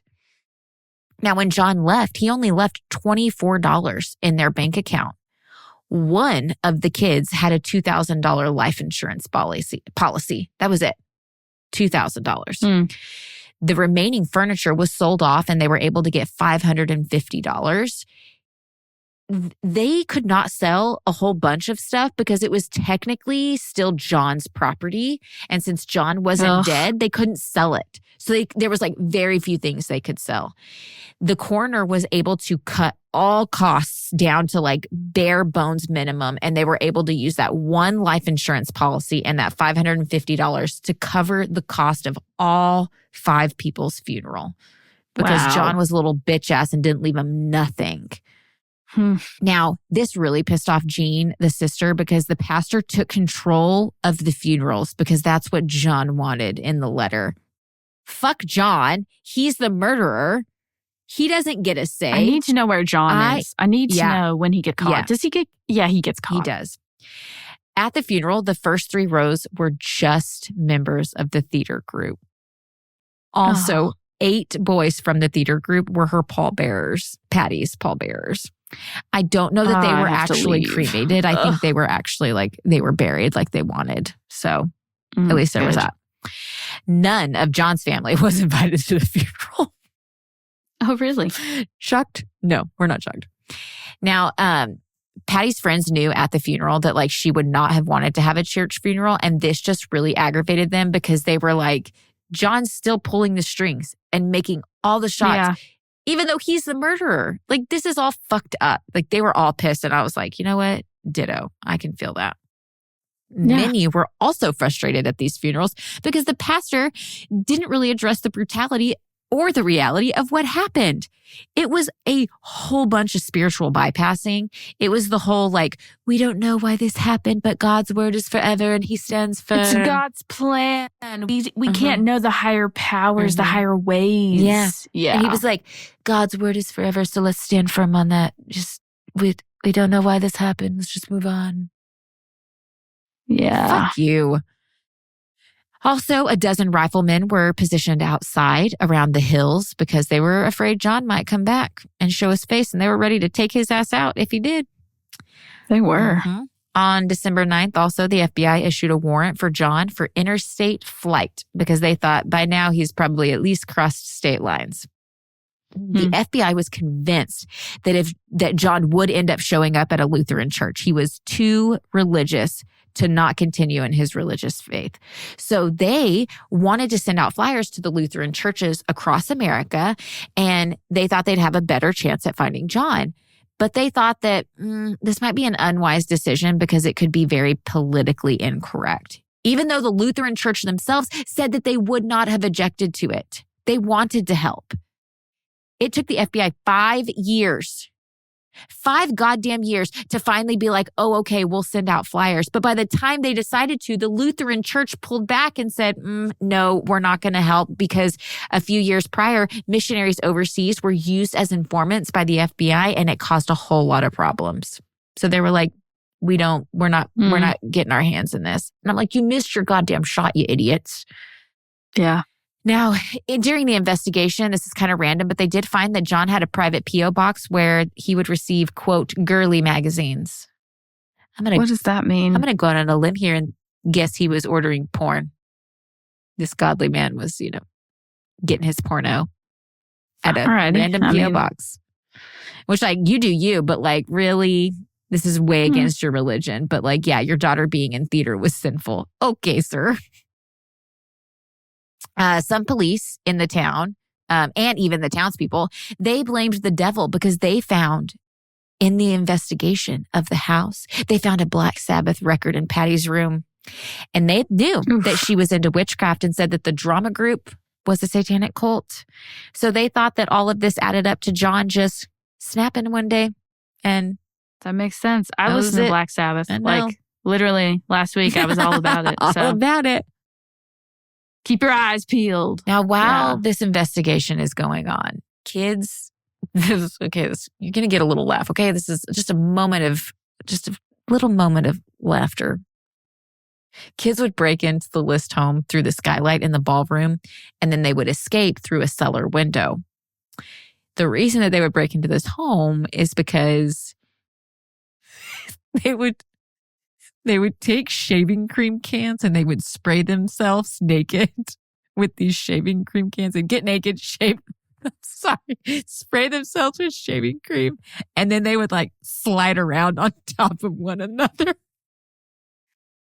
What?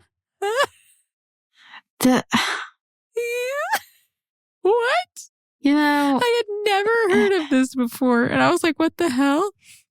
Kids are... Because they're interesting. They're interesting. They knew that kids were breaking in and they were like, why the fuck do we keep finding empty shaving cream bottles? Like this. Why is there shaving cream, dried shaving cream on the ballroom carpet? We have questions. And they eventually found out this is what the kids would do.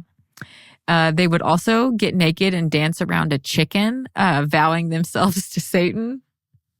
And then... Like a live chicken? Yes. They would bring a chicken. Bring a chicken around. Yep. Just imagine how confused that chicken was. I know, that poor chicken did not deserve this. What'd you do with the chicken after? Okay. I don't want to know. I really don't want to know. They would also go to the graves. This is just disturbing, but they would go to the graves and they would lay on them with candles lit. So like they were really playing into this satanic stuff. They were seancing it up. They were seancing everything. Okay. On August 30th, 1972, just literally not very many months passed, 8 months passed after they were found. The home burned down. At first, they thought it was caused by the kids, but they found out later on that the house had actually been doused in gasoline and lit on fire. So somebody was done with all of these shenanigans, all of the kids breaking in, all of the, attention and stuff. So they burn it down. To this day, that is an unsolved case. Who cares?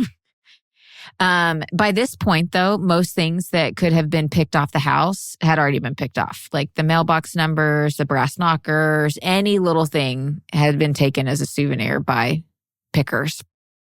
This is kind of somewhat random, but I thought it was important to note that for generations, the victims' graves have been attended to anonymously. We do not know who attends to these graves, but they've been doing it for generations. And I think that's beautiful. Now, I bet you're asking about John. I know this is a longer case, guys, but I was definitely not going to give you a two-parter. Tell me about John right now. Where the fuck was he? What did little Johnny boy it's- do? Okay, John. He moved to Denver, Colorado. He bought a trailer and he became a night chef at a Holiday Inn. Bet you didn't see that coming. Okay. No suit and tie. Okay. No suit and tie. He became friends with a cowboy, and the cowboy said that John would go off on religion, but they stopped talking about it when the cowboy said, quote, "If God is a loving God, then why does he let a child die in a painful death?" End quote. He said John got a little weird and just stopped talking about religion with him after that.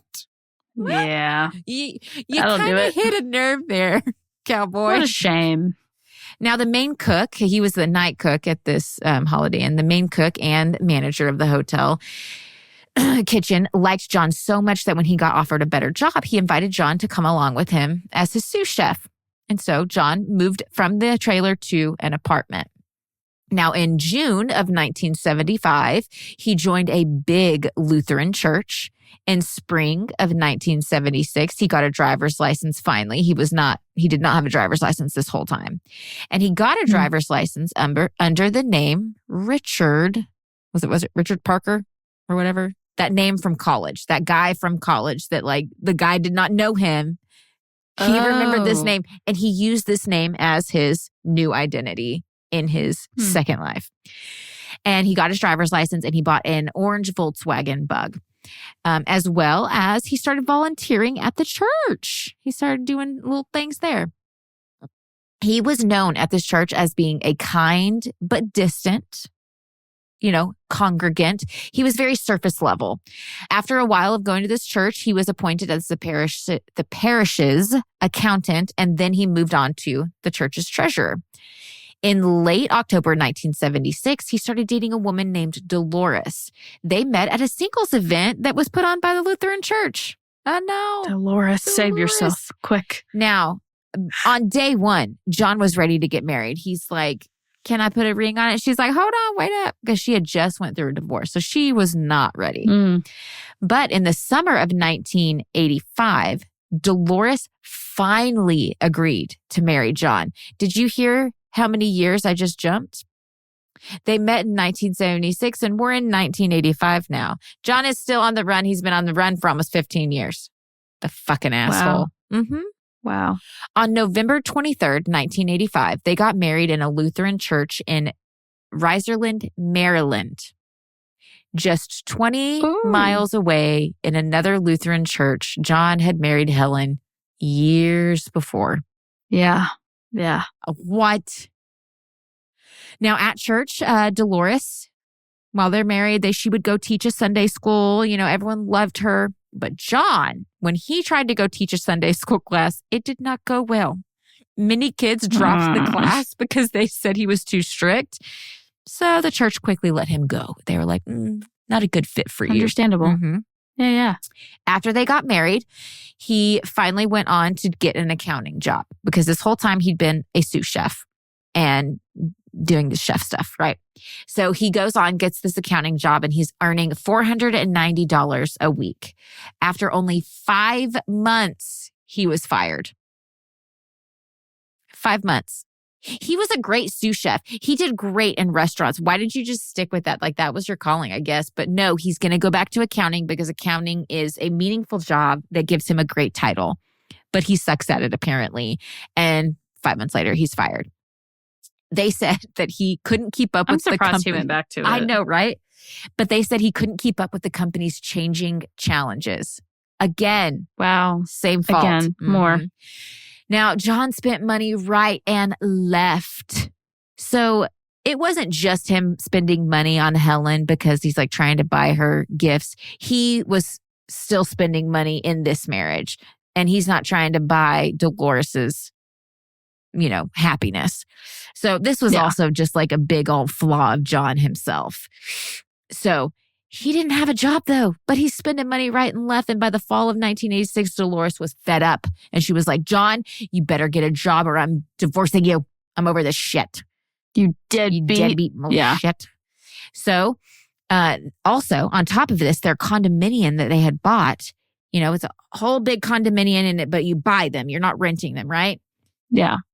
So many of these condominiums were just going up into foreclosure because the whole condominium was having problems. So now the bank's taking over a bunch of these condominiums and they start renting them out for really cheap rent. But this cheap rent is not attracting the best of tenants.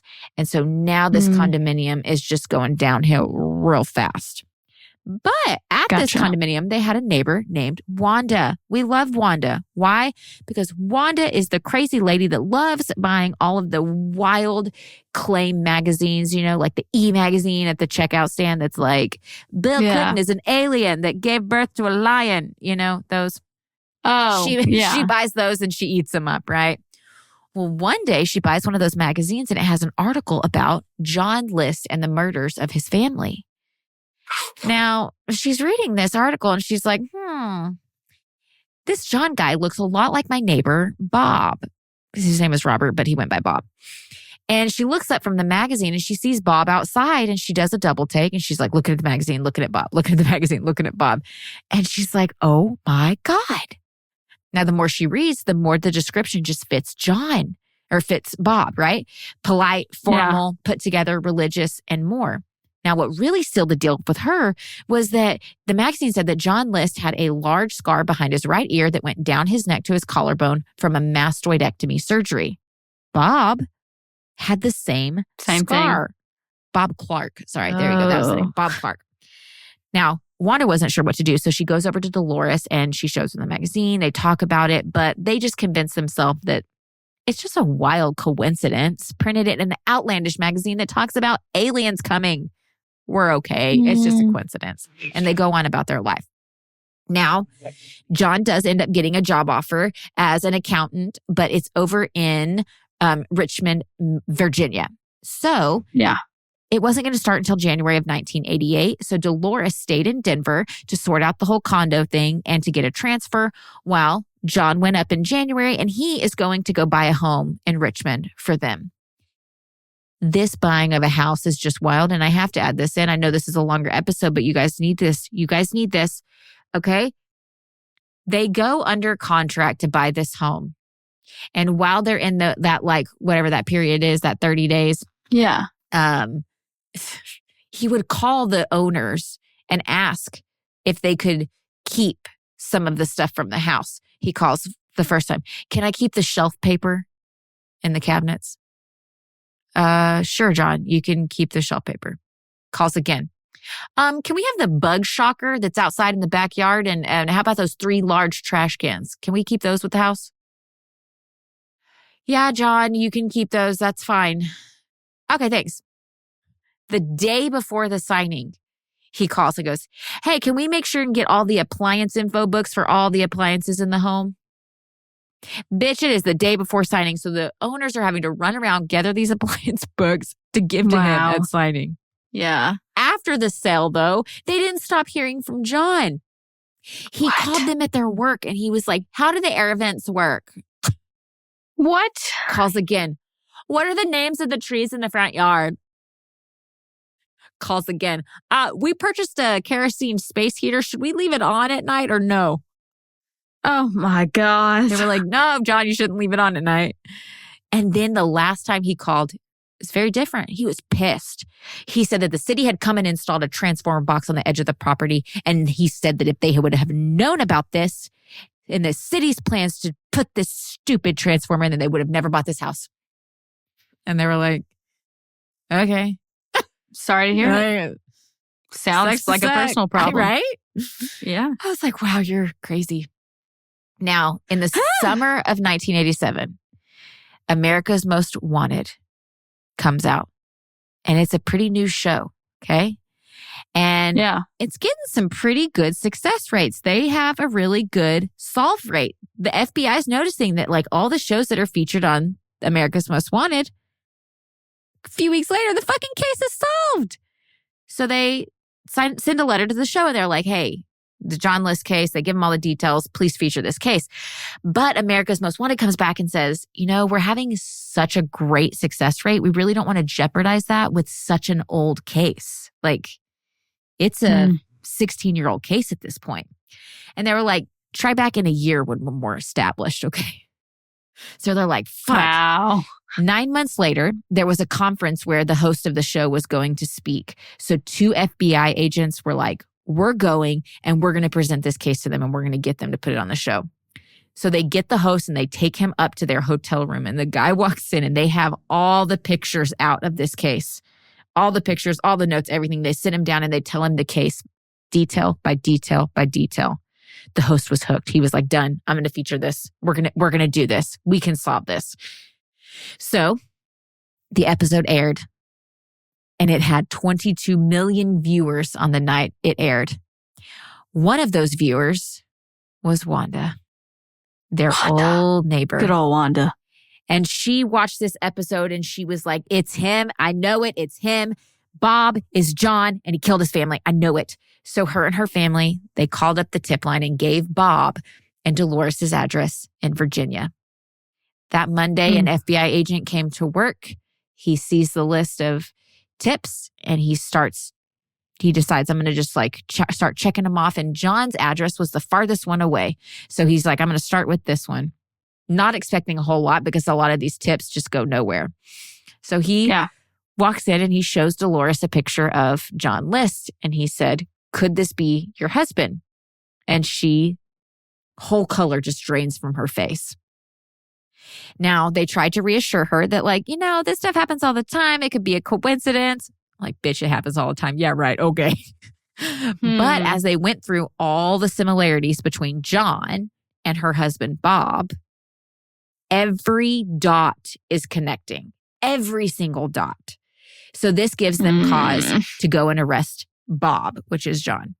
One FBI agent stays with Dolores while the other one goes and meets a few other agents over at Bob's office.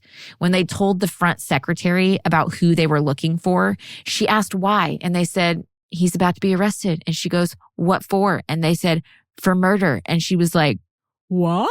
John? Her first thought was some white collar crime. He's, slouched it off some funds and fraud and money, whatever, and they said murder. And she was like, what? Who now? Bob? What? Sweet old man Bob? What? So they go back there and John's walking back from the copy machine and they said, sir, you're under arrest. They told him that, you're being arrested for X, Y, and Z for John List. And he denies it the whole time. My name's Bob. I'm not John. My name's Bob. Denies it. They're like, yeah, right, whatever. You're John. They take him to the police station. At the police station, they confirmed with his fingerprints that he was John List because they had his fingerprints on file from his time in the military. Even with his fingerprints, he still continually denied that he was John List. Course. Every day. I'm not Bob. Nope. I'm Bob. Nope. I'm Bob. I'm Bob. Bob. Now, in court, he said he couldn't afford a lawyer. And he asked for a court-appointed one, but after going over his finances, he was denied. I did not know this was a thing. Yes, if you make too much money, you do not get a court-appointed attorney. They can deny you a court-appointed attorney and be like, hire one yourself, motherfucker. And so he had to hire one himself. Now, Virginia dropped the charges of crossing state lines to flee prosecution so that he could be transferred to New Jersey in order to face the real crimes of murdering his whole family. Now, Dolores, she stood by his side. At a press conference, she said she didn't believe that Bob was John and that this was just a huge mix-up. She said, "This is not the man I know. He's calm. He's loving. He's a man of God." But everybody at this press conference is very confused because, like, how are you still standing by him? He has the same career. He has the same scars. He looks identical from the same, he's from the same state.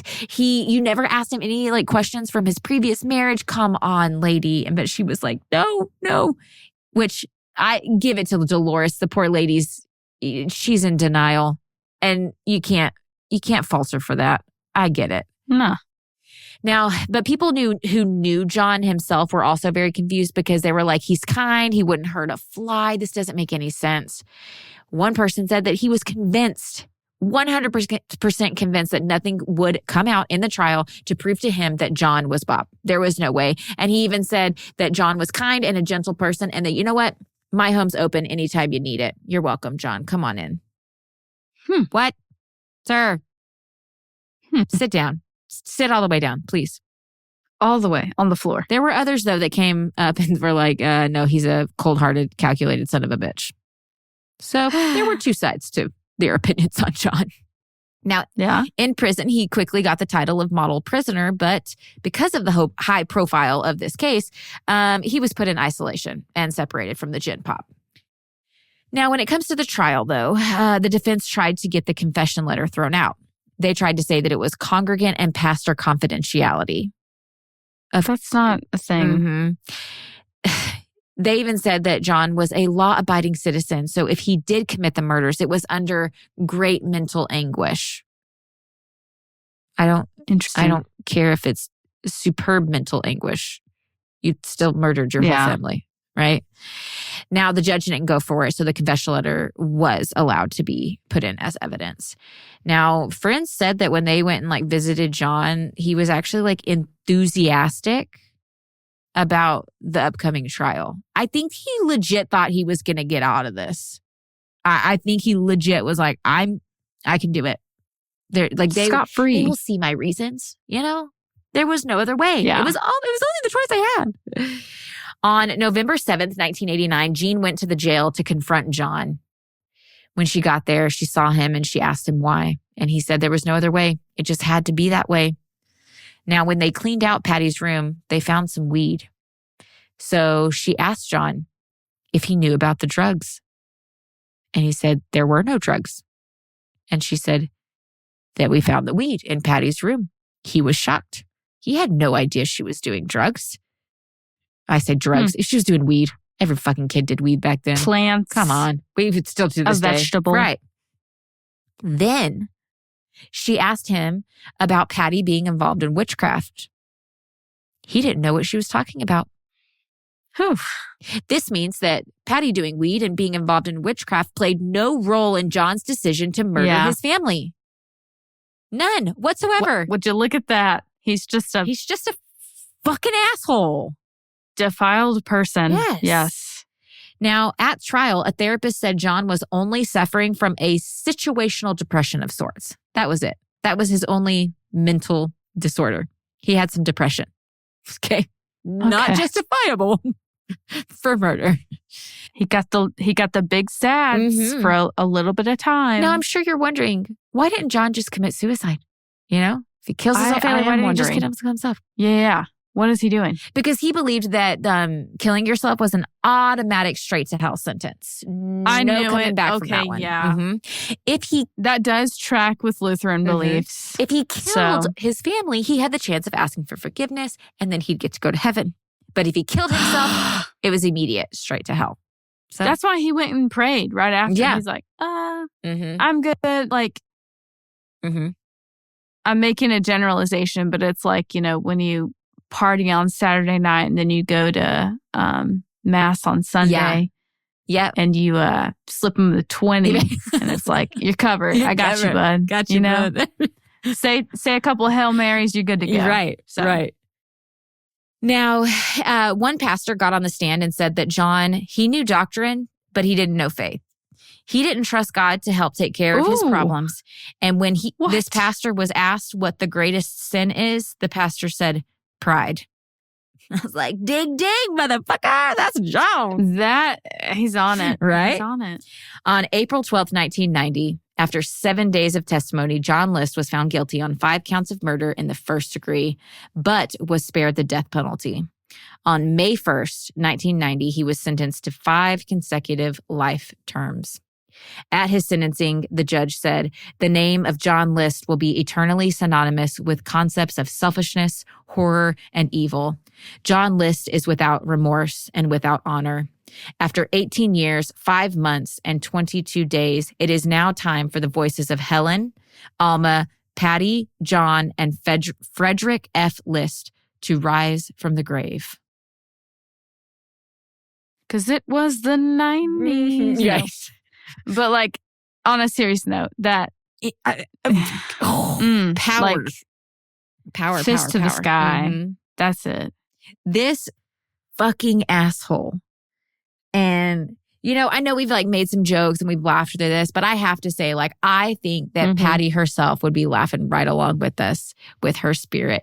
And I think her sons would be, or her brothers would be too. Heck, even And Helen. I think Alma, that Alma wouldn't. She'd be like, you awful people. I think that John was right about them going to heaven. That's the only thing I think he was right about. Yeah. If there is anything that's synonymous with like a heaven or a nice place, I think whatever the they good definitely is, are like there. if that's reincarnation, they're reincarnated and they're beautiful souls on this earth now. John, Patty, I hope you got the weed and right, the cute outfits and you dancing it up and you living it up. Yeah, living it up. I have to look up. I know he's dead now, but I can't remember when he died. John List. Yeah. March look at his 21st, man's 2008. Motherfucker. He got to live till 2000. He lived till he was 82 years old. I hope it was miserable. Ugh. I know. Ew. He got a little, like... He is... In his old man mugshot. Yes. It looks like his little gray sprouts. They look like... his little wispy hair. Like Brillo pads. Yes. Kind of. It's like frayed Brillo pads. You can go see it over on our Instagram, but yeah, it's... Oh my gosh, he's... the hatred I have for this man is very, very Show deep. Show me Patty. Isn't yeah, she she's got so that cute? middle part. Oh yeah, she's a dancing queen. And even like the kids, John Jr. and Frederick, you can see it. I have it on my phone right now. Frederick? Look at them. This is when they were a little bit younger. Oh my God, they're so cute. Oh yeah, they're adorable. Oh my goodness, so cute. But do we want to do palate cleansers or do we want to just call it a day since we're already at 2 hours for an episode? Maybe we should call it. We'll just call it. We had some good laughs along the way, I'll did. say. But so we're just going to tell you guys again, if you haven't signed up already, go over to our Patreon and you can sign up for the tier. It's $5 a month and you get access to the Potty Podcast where we talk extra content. Yes, it's just fun stuff to just shoot the shit. Has nothing to do with religion, nothing to do with true crime. It is literally just two friends talking, having fun. And over time, we'll add more to the Patreon to give access to, for you guys. Maybe we'll do a live once in a while for all of our Patreon followers. We'll see what happens. Tell us what you want. Yeah, what do you want? We'll make it Let happen. us know. Anyways, that is the case. I hope you guys go and, I don't know, eat some ice cream. Do something. Lay down. Just take a lay breath. down. Just go fucking punch a picture of this guy's face for us all. Pet the animal. Talk to the Yes. birds. Yes, plant a garden. If you haven't planted a garden, do a garden. It's so fun. But Resources will be in the show notes. as if always. you need assistance. Yes, as Yes. always. They're always in our show notes. All right, we'll see you guys next week. We love you. Bye. Also, heathens, if you're enjoying the show so far, please remember, subscribe, follow, like, review, talk to us, We love talk it. about us, do whatever you want. Yeah, we love it. So thank you for listening. As always, we appreciate you being part of this community. Deadly Faith is brought to you by Choircast Network. It's produced by Laci Bean and Lola Robbins and audio engineered by Eric Howell. Thanks for listening.